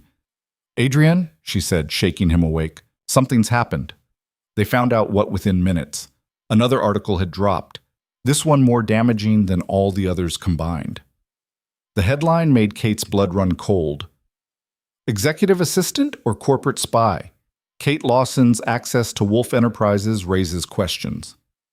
The article suggested that Kate had been feeding confidential information to competitors during her time as Adrian's assistant. It cited anonymous sources claiming she'd been seen meeting with executives from rival companies, that she'd had access to sensitive files that later turned up in competitors' hands. "This is insane," Kate said, her hands shaking as she read. Adrian, you know I would never—" "I know." His voice was hard. "This is Castellane. He's trying to destroy your credibility, make it look like you can't be trusted. But if people believe this, it doesn't just hurt me, it hurts you. If they think your assistant was leaking information, then my judgment is compromised. My security is compromised. My entire operation looks incompetent." Adrian's jaw was tight. "He's trying to take us both down." Kate's phone rang. It was Robert. "Have you seen it?" he asked without preamble. "We're looking at it now." "Kate, I need to ask you this directly. Did you ever share confidential information with anyone outside the company?" The question stung, even though she understood why he had to ask. No, never. Not even accidentally? A casual conversation that might have revealed something? Robert, I signed an NDA the day I was hired. I took that seriously. I never discussed Adrian's business with anyone. Her voice hardened. This is a fabrication. Someone's setting me up. I believe you, but we need to prove it. Robert's voice was grim. I'm going to need access to your personal emails, your phone records, anything that can demonstrate you weren't communicating with competitors. Kate's stomach turned at the invasion of privacy, but she understood the necessity. Whatever you need. After the call ended, Adrian pulled her close. We're going to fight this. We're going to prove it's a lie. What if we can't? What if Castellane's manufactured enough evidence that then we'll destroy him first? Adrian's voice was cold with fury. I've been holding back, trying to play this carefully, but if he wants war, he'll get it. The words should have scared her. Instead, they lit something fierce in Kate's chest. She was tired of being a target, tired of hiding. If Castelaine wanted to paint her as a villain, then maybe it was time to show him what that really looked like. Tell me about the Philadelphia deal, she said. Everything. Not just what you told me before, all of it. Every detail, every person involved, every piece of leverage Castelaine has. Adrian studied her face. Why? Because if we're going to take him down, I need to know exactly what we're dealing with. No more protecting me from the ugly parts, Adrian. I need the full picture. So he told her. The whole story, holding nothing back. The bribes to city officials that had greased the permits. The witnesses who'd been paid to change their testimony. The Moretti family connections that ran deeper than Kate had realized. Castelaine wasn't just using mob money. He was actively laundering it through construction projects. The building collapse wasn't the first time people died because of corners he cut, Adrian said. It was just the first time it was public enough that he couldn't completely bury it. There were 2 other incidents, a warehouse fire in Newark that killed 4 people, and a residential building with faulty wiring that caused a fatal electrocution. Both times, investigations were shut down before they could trace back to him. Kate felt sick. How do you know this? Because I've spent 5 years digging into every deal he's ever made, building a file, waiting for the right moment to use it. And that moment is now. Yes. Adrian's expression was grim. But Kate, if we do this, if we really go after him, it's going to get dangerous. Castelaine doesn't just destroy reputations, he destroys people. The investigator from Philadelphia, who took his money? Dead 3 years later. Car accident that was ruled mechanical failure, but the timing was suspicious. A journalist who was digging into his Moretti connections? Disappeared. They found her body 6 months later. Kate's hands went cold. You think he had them killed? I think Victor Castelaine is connected to people who solve problems permanently, and I think the moment we threaten to expose him, we become problems that need solving. The weight of it settled over Kate like a shroud. This wasn't just corporate warfare anymore. This was life and death. We could go to the FBI, she said, turn over everything you have, and hope they move fast enough to protect us before Castelaine retaliates. The FBI builds cases, Kate. That takes time. Time we might not have. Adrian gripped her shoulders. I need you to understand what you're signing up for. If we do this, there's no backing out. We commit completely or we walk away now. Kate thought about everything she'd lost already. Her job, her reputation, her privacy. Thought about the photographers camped outside, the articles calling her a corporate spy, the way former colleagues wouldn't return her calls. She thought about Mara's warning that she was losing herself. But she also thought about the 3 construction workers who died in Philadelphia, about the other victims of Castelaine's greed, about the fact that if they didn't stop him, he'd just keep destroying people. I'm in, she said. All the way. Relief and something darker, satisfaction maybe, crossed Adrian's face.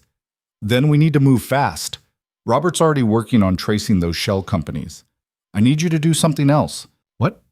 Go through every meeting I had with Castelaine, every email, every phone call, every interaction over the past 5 years. Look for patterns.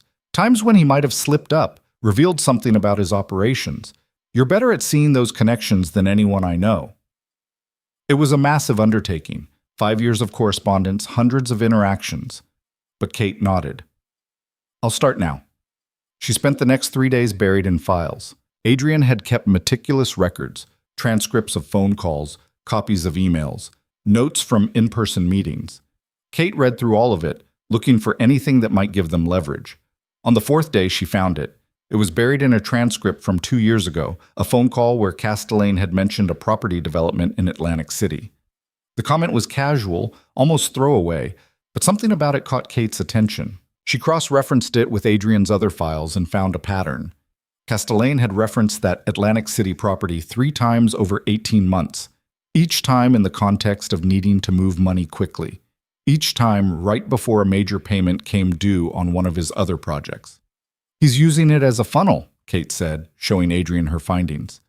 "Look at the timing. Every time he needs to make a large payment that might attract IRS attention, money flows through the Atlantic City development first.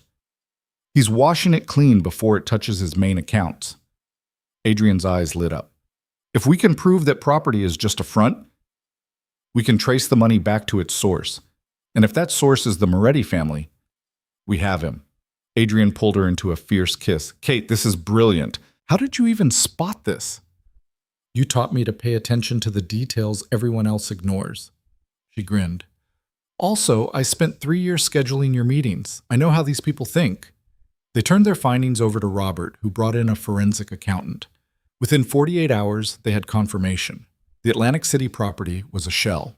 No real development, just paper transactions designed to obscure the flow of money. And the money was coming from 3 LLCs that traced back to known Moretti family associates. "We take this to the FBI," Robert said during their video call. "This is evidence of money laundering, real actionable evidence." "And Castellane?" Kate asked. "Goes down. Hard." Robert's expression was satisfied. The moment the FBI starts investigating, his whole operation crumbles. The media companies, the shell accounts, all of it. He'll be too busy defending himself to come after you. It should have felt like victory, but Kate couldn't shake the feeling that something was off. Castellane had been too careful for too long to leave evidence this easy to find. "What if it's a trap?" she said slowly. Adrian and Robert both looked at her. "What do you mean?" Adrian asked. "Think about it. Castellane's been playing this game for decades. He's smart enough to hide his connections to the Moretti family. So why leave a trail this obvious?" Kate pulled up the files again. "What if he wanted us to find this? What if he's setting us up? For what purpose?" "I don't know, but..." She scrolled through the dates again, and something clicked. "Adrian, when did you start investigating Castellane seriously? After Philadelphia?" "About 3 years ago. Right after I took you on as my assistant, actually. I needed someone I could trust to help me organize the information." Kate's blood went cold. 3 years ago. And that's when these Atlantic City transactions started. What if he knew you were building a case? What if he created this trail deliberately so that when you found it and turned it over to the FBI, it would lead back to something else, something that implicates you? The room went silent. "She's right," Robert said finally. "If Castellane knew Adrian was investigating him, he could have spent the last 3 years building a counter case. Evidence that makes Adrian look complicit in the money laundering." Adrian's expression had gone dark. "Which means if we go to the FBI with this, we might be handing them evidence against you instead of against him." Kate felt sick. "It's the perfect trap. We do his work for him." "So what do we do?" Robert asked. Kate and Adrian looked at each other. They were trapped. If they went to the FBI, they risked implicating Adrian. If they didn't, Castellane would keep attacking, keep destroying their lives piece by piece. "We need leverage of our own," Kate said. "Something Castellane can't afford to have exposed. Something that makes mutually assured destruction the only option." "And how do we get that?" Kate thought about everything she'd learned over the past few weeks, about Castellane's patterns, his connections, his vulnerabilities, and suddenly she had an idea. "The journalist who disappeared," she said. "The one who was investigating his Moretti connections. Did she publish anything before she vanished?" Adrian frowned. "A few articles. Nothing substantial enough to damage him. Why?" "Because journalists don't just investigate. They build sources, they gather evidence, and they back it up." Kate was talking faster now, the pieces clicking together. "If she was any good, she had a backup of everything she found. Somewhere safe, somewhere that would survive even if she didn't. You think her research still exists? I think it's worth finding out. Kate met Adrian's gaze. What was her name? Sarah Chen. Adrian's expression shifted. Wait, Chen, you don't think Robert's last name is Chen? Marcus Chen is his brother. It's not exactly an uncommon name, but Kate turned to the screen where Robert was still on the call. Robert, did you have any family members who were journalists? Robert's face had gone pale. My cousin, Sarah. She disappeared 4 years ago. How did you... She was investigating Castellane, Adrian said. I didn't make the connection. I'm sorry, Robert. You think she found something on him? Robert's voice was tight. You think that's why she disappeared? I think she found something worth killing over, Kate said gently. And I think she was smart enough to hide it before Castellane got to her. Robert, did Sarah have any places she considered safe? Anywhere she might have left important documents? Robert was quiet for a long moment. She had a storage unit, under a fake name. She told me about it once, said it was her insurance policy. I never understood what she meant. Where is it? Queens. I can get you the address. After the call ended, Adrian turned to Kate. This is a long shot. I know, but it's the best shot we have. She grabbed her jacket. Let's go. Kate, if Castellane figures out what we're looking for, then we'd better get there first. They took Marcus and David with them, the 2 security guards flanking them as they drove to Queens. The storage facility was in a rundown area, the kind of place where you paid cash and didn't ask questions. Robert had given them the unit number and the name Sarah had used. Kate's hands were shaking as Adrian cut the lock. Sarah had been gone 4 years. The rental was long overdue, but apparently no one had bothered to clean it out. Inside, they found boxes. Dozens of them. Files, photographs, recorded interviews. Sarah Chen had been thorough. Look at this, Adrian said, holding up a folder. Financial records. Connections between Castellane and the Moretti family, going back 15 years. Kate was digging through another box. Phone logs. Email printouts. Adrian, this is everything. This is enough to... She stopped. At the bottom of the box was a videotape. Old-fashioned VHS, labeled simply insurance. We need to see what's on this, she said. They took everything back to Adrian's penthouse. It took some doing to find a VHS player, but Robert managed to have one delivered within the hour. When they played the tape, they found Sarah Chen staring back at them. She looked tired, scared, but determined. If you're watching this, I'm probably dead, she said on the recording. My name is Sarah Chen. I'm an investigative journalist, and I've spent the last 2 years documenting the criminal activities of Victor Castellane and his connections to the Moretti crime family. Everything I found is in this storage unit: financial records, testimony from witnesses, proof of money laundering, bribery, and evidence that suggests Castellane was involved in at least 3 murders to cover up his activities. Kate's hand found Adrian's. They watched as Sarah laid out the case, methodical and damning. She named names, showed documents, explained how the money flowed, and then she said something that made Kate's blood freeze. I'm making this tape because I've been approached by someone who wants to help me expose Castellane. His name is Adrian Wolf. He claims Castellane destroyed his reputation in Philadelphia, and he wants revenge. I want to believe him, but I've learned not to trust anyone in this world. So, Mr. Wolf, if you're watching this, if something happened to me and you're using my research, I hope you do the right thing. I hope you take this evidence and you burn Castellane's empire to the ground. And I hope you're not just another predator waiting for your moment to strike. The video ended. Adrian was very still beside her. She didn't trust me. Can you blame her? Kate asked softly. She'd been investigating dangerous men for years. Of course she was careful. I could have protected her. If she'd just told me what she had, she didn't know you, and she was right to be cautious. Kate squeezed his hand. But Adrian, we have everything now. Everything we need to take Castellane down. He looked at her, and there was something raw in his expression. Sarah died because she tried to expose him. If we do this, we could die too. I know. Kate's jaw set. But we could also win. We could stop him from hurting anyone else. You're willing to risk your life for this. I'm willing to risk my life for a lot of things. Justice. Doing what's right. She cupped his face. For you, for us, for the chance to build something that isn't tainted by men like Castellan. Adrian pulled her into his arms, holding her so tight she could barely breathe. I don't deserve you. Probably not, but you're stuck with me anyway. They spent the next week organizing Sarah's research, building an ironclad case. Robert brought in lawyers, real ones this time, the kind who specialized in RICO cases and organized crime. They reviewed everything, made copies, set up fail-safes. If anything happens to any of us, this all goes public, Robert explained. To the FBI, to the press, to every regulatory agency we can find. Castellane can't kill his way out of this, it's too big. So we make him an offer, Kate said. Back off or we release everything. It's not just backing off, Adrian corrected.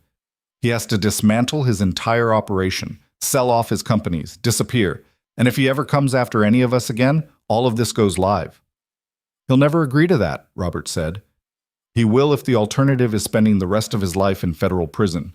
Adrian's voice was cold. Trust me, Castellane's many things, but he's not stupid. He'll choose survival. They arranged a meeting. Neutral Ground, a restaurant Castellane owned, ironically enough.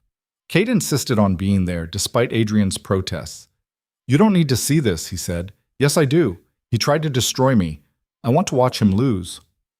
So Kate sat beside Adrian in a private dining room, Marcus and David stationed outside, when Victor Castellane walked in.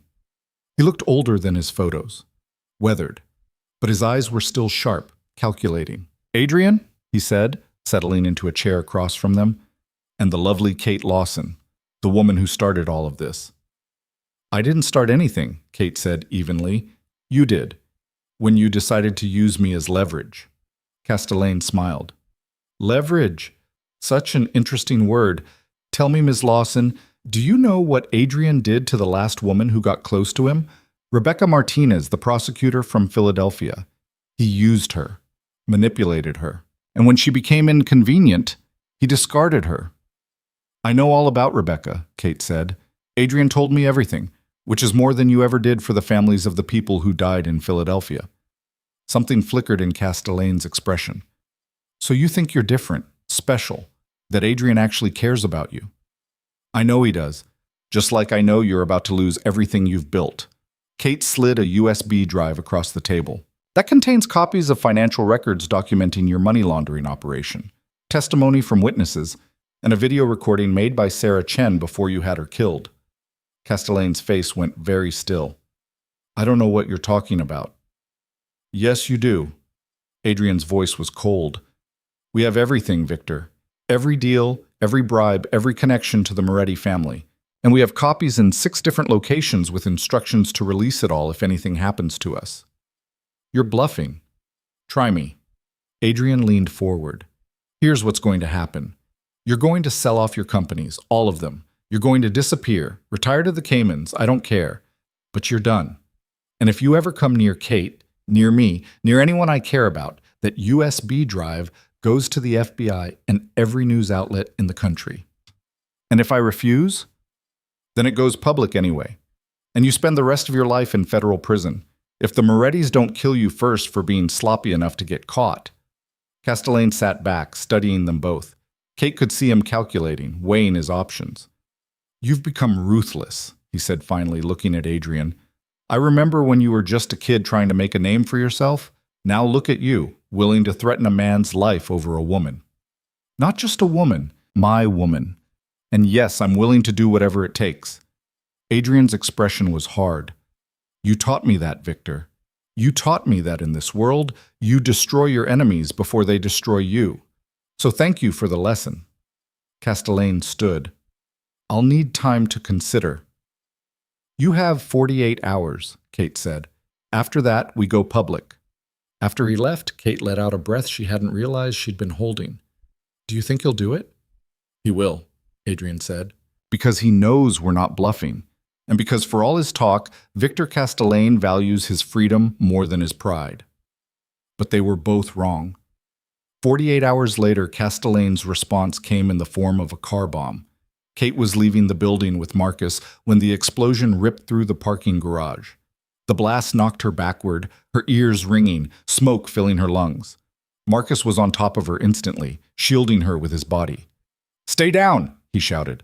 Through the ringing in her ears, Kate heard screams, car alarms, the sprinkler system activating, and then Adrian was there, pulling her up, his face white with terror. "Are you hurt?" he demanded, hands running over her, checking for injuries. I'm okay. Kate's legs were shaking. "What happened?" "Someone planted a bomb. It was your car, Kate. If you'd been 30 seconds earlier..." He didn't finish, didn't need to. They both knew what would have happened. Marcus was already on his phone calling the police, calling Adrian's security team. David appeared from nowhere, weapon drawn, scanning for threats. "We need to get you both out of here," David said. "Now, before they try again." They were hustled into another car, driven to a safe house Robert had prepared. Kate sat in shock, watching the city blur past, trying to process that someone had just tried to kill her. "This is Escalating," Adrian said. His voice was shaking with fury. "He's not going to negotiate. He's going to kill us." "So we release everything," Kate said. "Right now. We go public. And he kills us anyway. Kate, he's already shown he's willing to murder us. Evidence doesn't matter if we're dead." Kate stared at him. "So what do we do?" Adrian's expression was dark, dangerous. "We finish this. Tonight." "Adrian, I'm not letting him hurt you again. I'm not giving him another chance." He pulled out his phone and made a call. "Robert, I need you to do exactly what I say."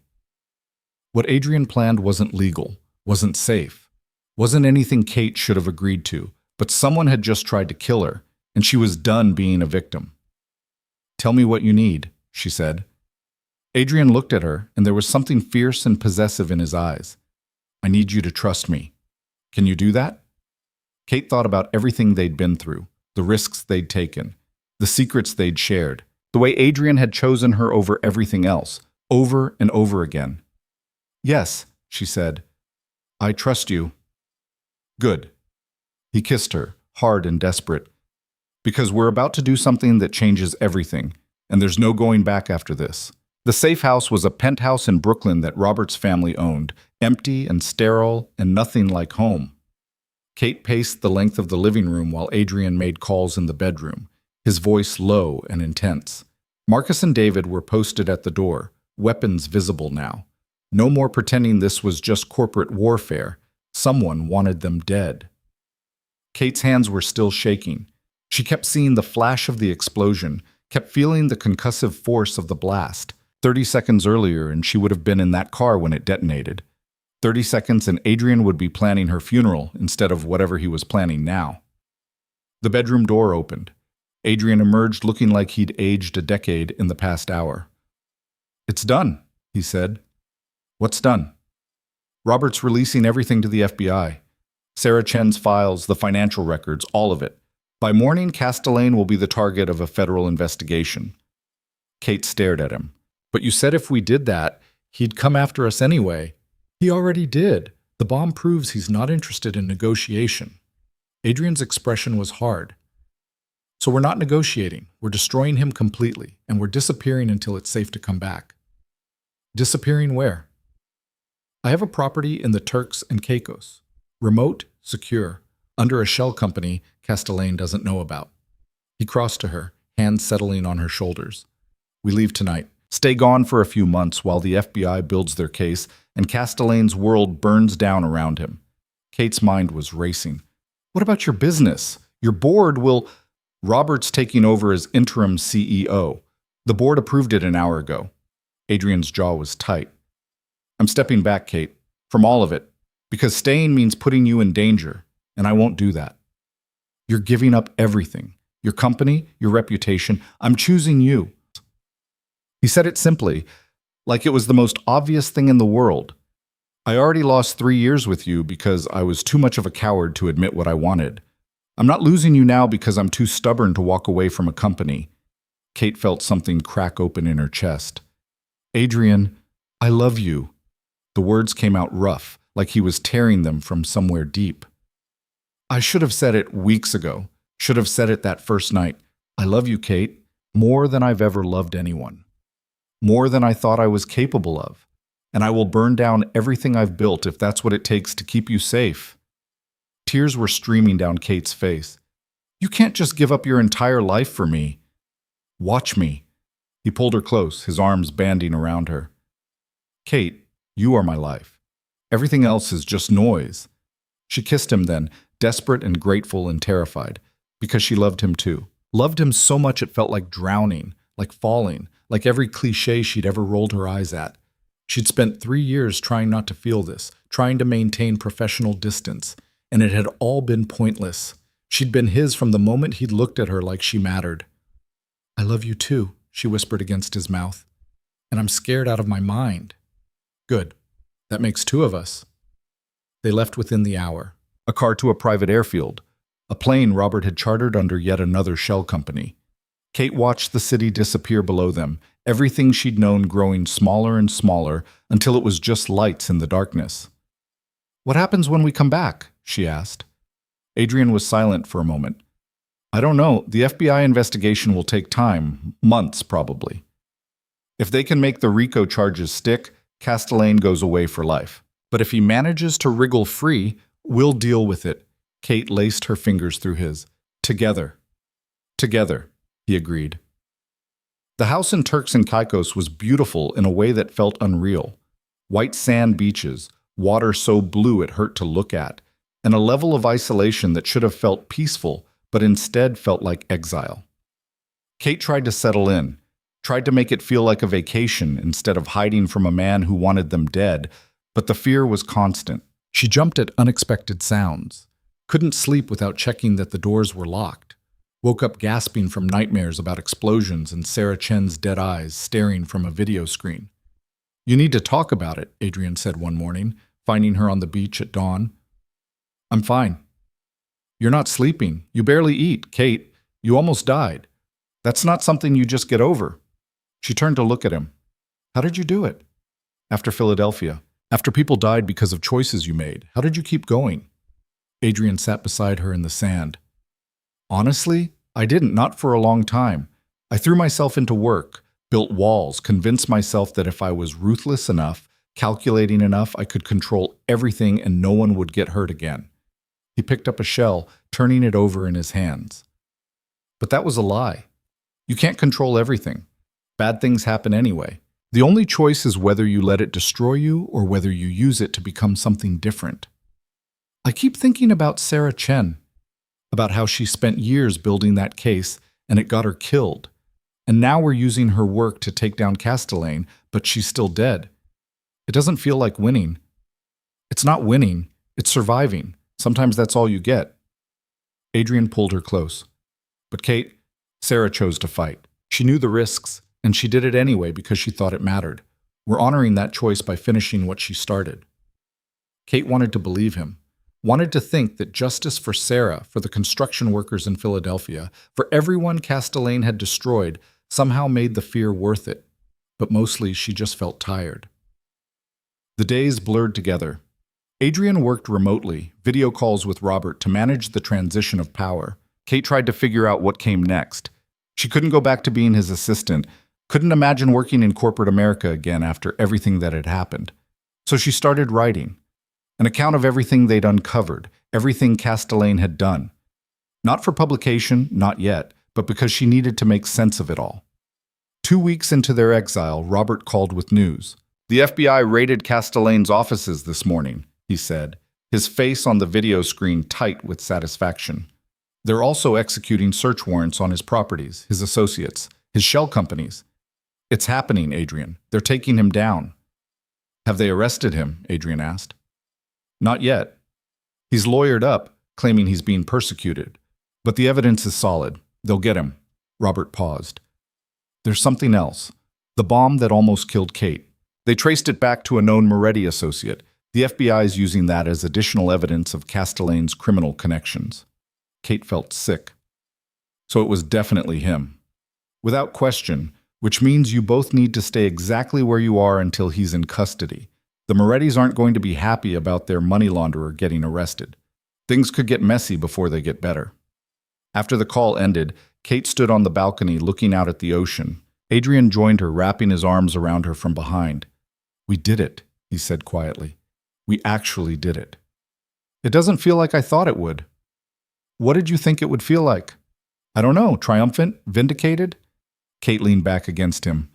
Instead, I just feel exhausted and scared that this isn't over, that Castellane will find some way out of this and come after us anyway. Then we'll deal with it, same as we've dealt with everything else. Adrian pressed a kiss to her temple. Kate, I need to tell you something. The seriousness in his tone made her turn to face him. What? When I stepped down as CEO, I did more than just hand control to Robert. I restructured my holdings, set up trusts, made arrangements. He took her hands. Half of everything I own is now in your name. Kate's breath caught. Adrian, you can't. I already did. It's done. Irrevocable. His expression was intense. If something happens to me, you're protected. You'll never have to worry about money, about security, about anything. And if something happens to both of us, he swallowed hard. I set up a foundation, in Sarah Chen's name, to investigate corporate corruption and support journalists doing dangerous work. Her research, her sacrifice, it won't be forgotten. Tears were burning Kate's eyes. You didn't have to do that. Yes, I did. Because you were right. Sarah died trying to do the right thing. The least we can do is make sure her work continues. He cupped her face. And Kate, I need you to know, if the FBI can't make the charges stick, if Castellane walks, I'm not going back. I'm not putting you in that world again. We stay here or we go somewhere else, but we don't go back to New York. You'd really give up everything? I already have. He said it simply, without regret. The question is whether you can live with that. Because I know how hard you worked to build your career. I know what you sacrificed, and I'm asking you to sacrifice more. Kate thought about her old life, the woman she'd been 4 months ago, ambitious and driven and so determined to prove herself. That woman felt like a stranger now. The Kate who'd walked into Adrian's office every morning with perfect coffee and the Wall Street Journal, who'd scheduled meetings and managed crises and kept her feelings locked down tight, she was gone. In her place was someone harder, someone who'd been nearly killed by a car bomb, someone who'd helped take down a criminal empire, someone who'd chosen love over safety and would probably make that choice again. I don't know who I am anymore, she admitted. I used to know exactly what I wanted. Now I don't even know what comes next. Then we figure it out together. Adrian pulled her close. No plans, no strategies. We just exist for a while. Let ourselves breathe. It sounded impossibly simple and impossibly complicated. 4 weeks after they'd fled New York, Kate woke up nauseous. She barely made it to the bathroom before she was sick, retching until her stomach was empty and her hands were shaking. Kate? Adrian was in the doorway, concern etched on his face. Are you okay? I think it was something I ate. But even as she said it, Kate's mind was racing.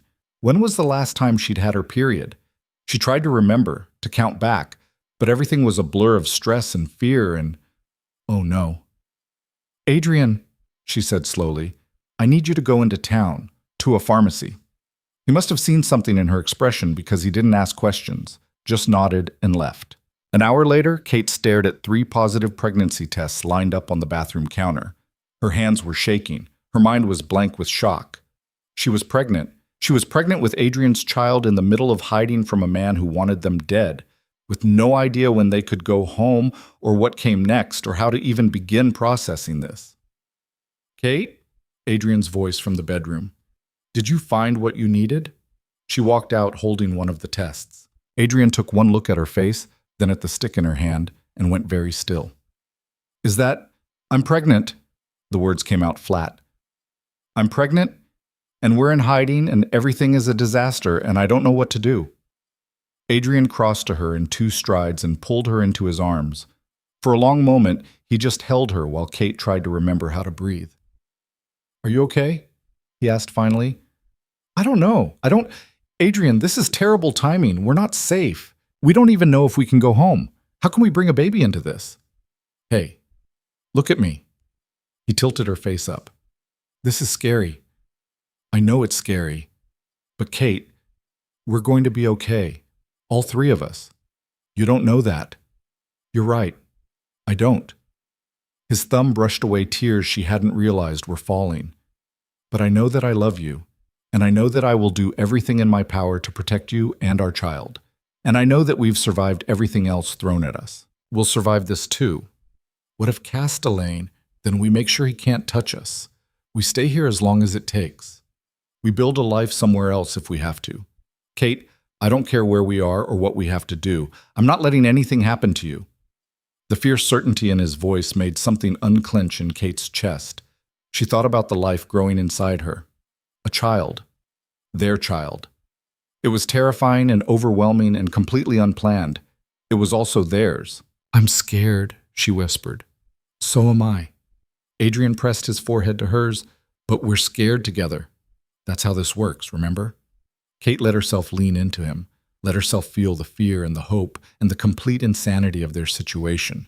Pregnant, in hiding, with a man she'd fallen in love with despite every reason not to. Her sister was going to have a field day with this. The thought made her laugh, slightly hysterical. Adrian pulled back to look at her. What? Mara. She's going to say I told you so about everything. Kate wiped her eyes. And she'll be right. This is insane. All of it. 4 months ago, I was an executive assistant with a boring life and a clear path forward. Now I'm pregnant with a billionaire's baby while hiding from the mob. When you put it that way, it does sound ridiculous.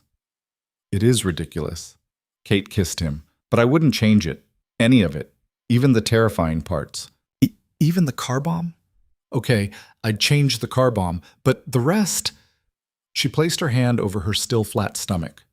The rest I'm keeping. Adrian's hand covered hers, his expression softening in a way she'd never seen before. We're having a baby. We're having a baby, Kate confirmed. And despite everything, despite the fear and uncertainty, she felt something like joy starting to bloom in her chest. 2 days later, Robert called with the news they'd been waiting for. Castellane's been arrested, he said, barely containing his excitement. Federal agents picked him up this morning. Multiple charges, money laundering, racketeering, conspiracy to commit murder. The DA says they have enough evidence to put him away for life. Kate felt her knees go weak. Adrian caught her, steadying her as they both processed the words. It's over? Kate asked. It's over, Robert confirmed. The Moretti connections are being investigated separately. The whole thing's falling apart. Castellane's finished. After the call ended, Kate and Adrian stood on their balcony overlooking the ocean. The sunset was painting the sky in shades of orange and pink, beautiful and surreal. We can go home, Adrian said quietly. Kate thought about New York, about the penthouse that had never quite felt like hers, about the world of corporate warfare and ruthless ambition, about photographers and scrutiny and the fishbowl of being Adrian Wolfe's girlfriend. Do you want to? She asked. Adrian was quiet for a long moment. I don't know. Part of me wants to go back, prove that Castellane didn't win, that we didn't run. But another part, he pulled her closer. Another part of me wants to stay here, build something new, something that isn't about power or control or winning at any cost. What would that look like? I don't know. Maybe I consult. Maybe I invest in small businesses instead of corporate empires. Maybe I actually learn how to relax.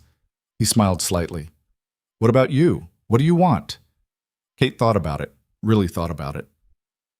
I want our baby to grow up safe. I want to write. Not just about Castellane, but about everything. The things people don't talk about, the gray areas. She looked up at him. And I want to be with you, wherever that is. Then we'll figure it out. Together. Adrian's hand found her stomach again. All three of us. They did go back to New York eventually, but not immediately, and not to their old lives. Adrian sold most of his holdings in Wolf Enterprises, keeping just enough shares to have a voice, but not enough to control. Robert took over permanently as CEO, and actually seemed to enjoy it. The board grumbled, but accepted the transition, especially when Adrian announced he was redirecting his energy toward the Sarah Chen Foundation for Investigative Journalism. Kate wrote, first an account of the Castellane investigation, which she sold to a major publisher, then op-eds about corporate corruption and power dynamics in business. She became a voice for the invisible people, the assistants, the low-level employees, the ones who saw everything but were never asked their opinion. She was good at it, better than she'd been at scheduling meetings. They moved to a brownstone in Brooklyn, something smaller and warmer than the Tribeca penthouse, something that felt like a home instead of a showroom. Marcus and David stayed on, though their role shifted from bodyguards to something more like family. David taught Kate self-defense.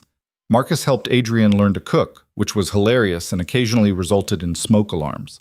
Mara visited constantly once Kate started showing, full of opinions about everything from nursery colors to parenting books. She and Adrian had a relationship best described as wary allies.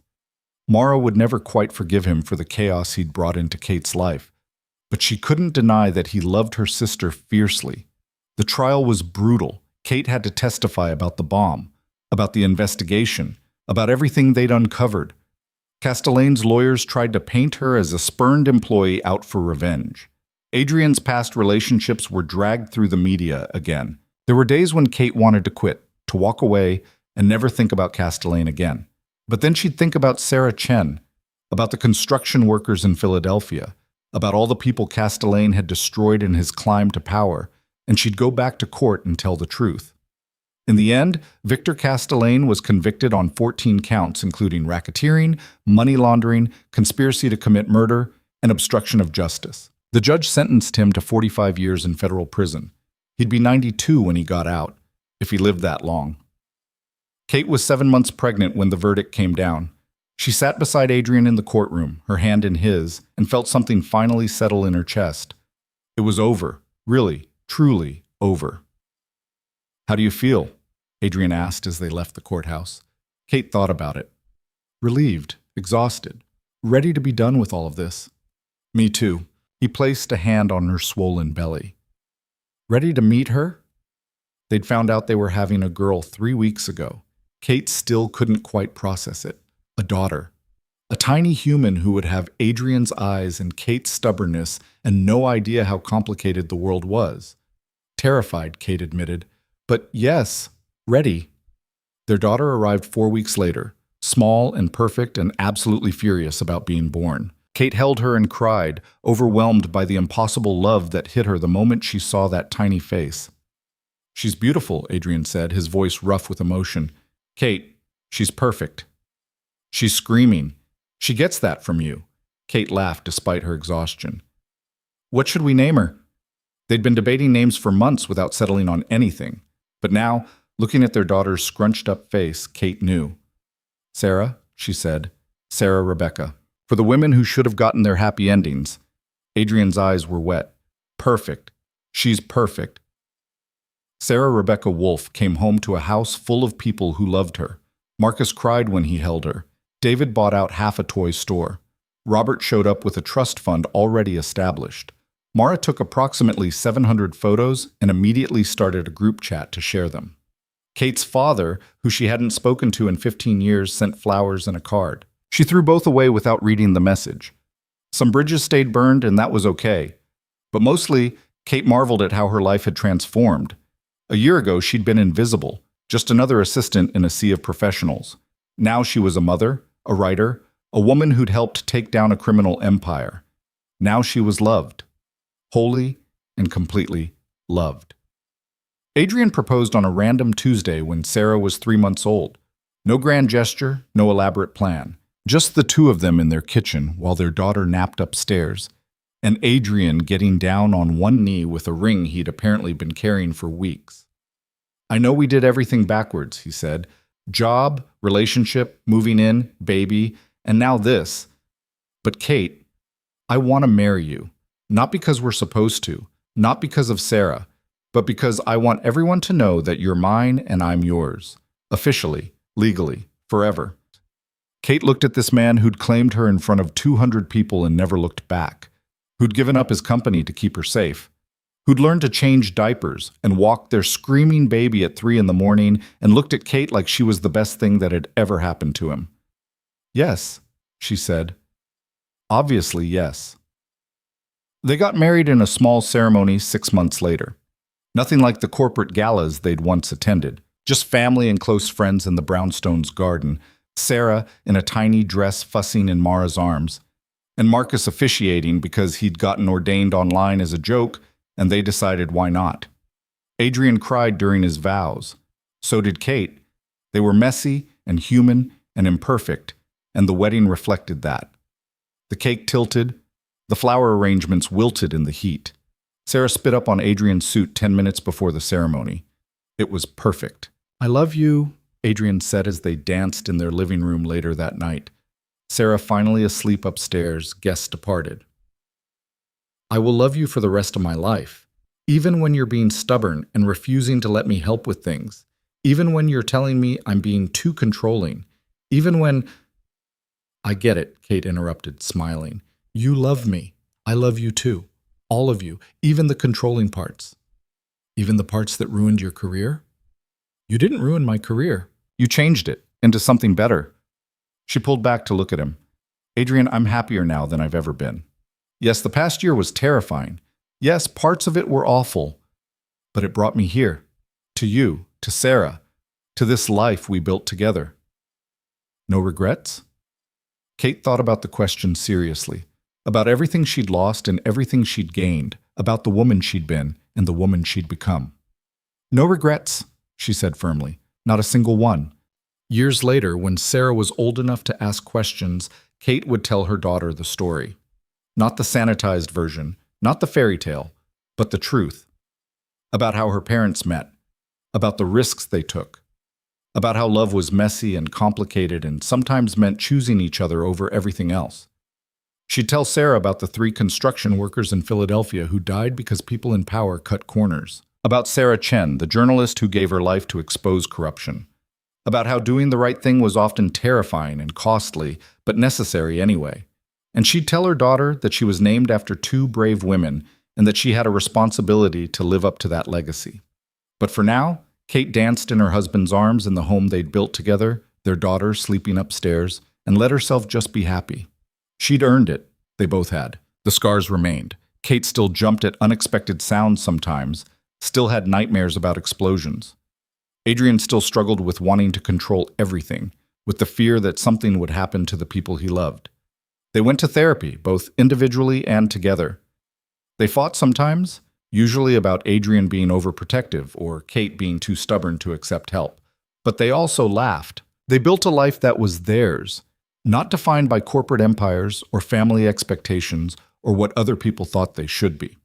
Adrian learned to cook without burning things. Kate published her book and started working on a second. Sarah grew into a fierce, brilliant little girl who had her mother's intelligence and her father's intensity. The Sarah Chen Foundation flourished, supporting investigative journalists and funding research into corporate corruption. Kate sat on the board, using everything she'd learned about power structures and systemic problems to guide their work. They helped expose 3 major cases of fraud in their first 5 years, leading to reforms that protected workers and held companies accountable. Adrian never went back to running an empire. He consulted occasionally, invested in small businesses owned by women and minorities, and spent most of his time being present for his family. He coached Sarah's soccer team despite knowing nothing about soccer. He showed up to every school event. He was there in ways his own father never had been, breaking cycles and building something new. And sometimes, late at night when Sarah was asleep and the house was quiet, Kate and Adrian would sit on their balcony and remember that first night. The gala where everything changed. The moment when Adrian had said, "She's mine," and shattered every boundary they'd carefully maintained. "Do you ever wonder what would have happened if I'd walked away that night?" Kate asked once. "Every day," Adrian admitted, "and I'm grateful every day that you didn't." "Me too." Kate Lawson had walked into Adrian Wolf's life as an invisible assistant and left as his wife, his partner, the mother of his child. She'd helped destroy a criminal empire. She'd survived a car bomb. She'd rebuilt herself from the ground up into someone stronger than she'd ever thought possible. It wasn't the life she'd planned. It wasn't safe or simple or easy. But it was hers. Theirs. Built on honesty and trust and the choice to keep choosing each other, even when it was hard. Especially when it was hard. And in the end, that was all that mattered.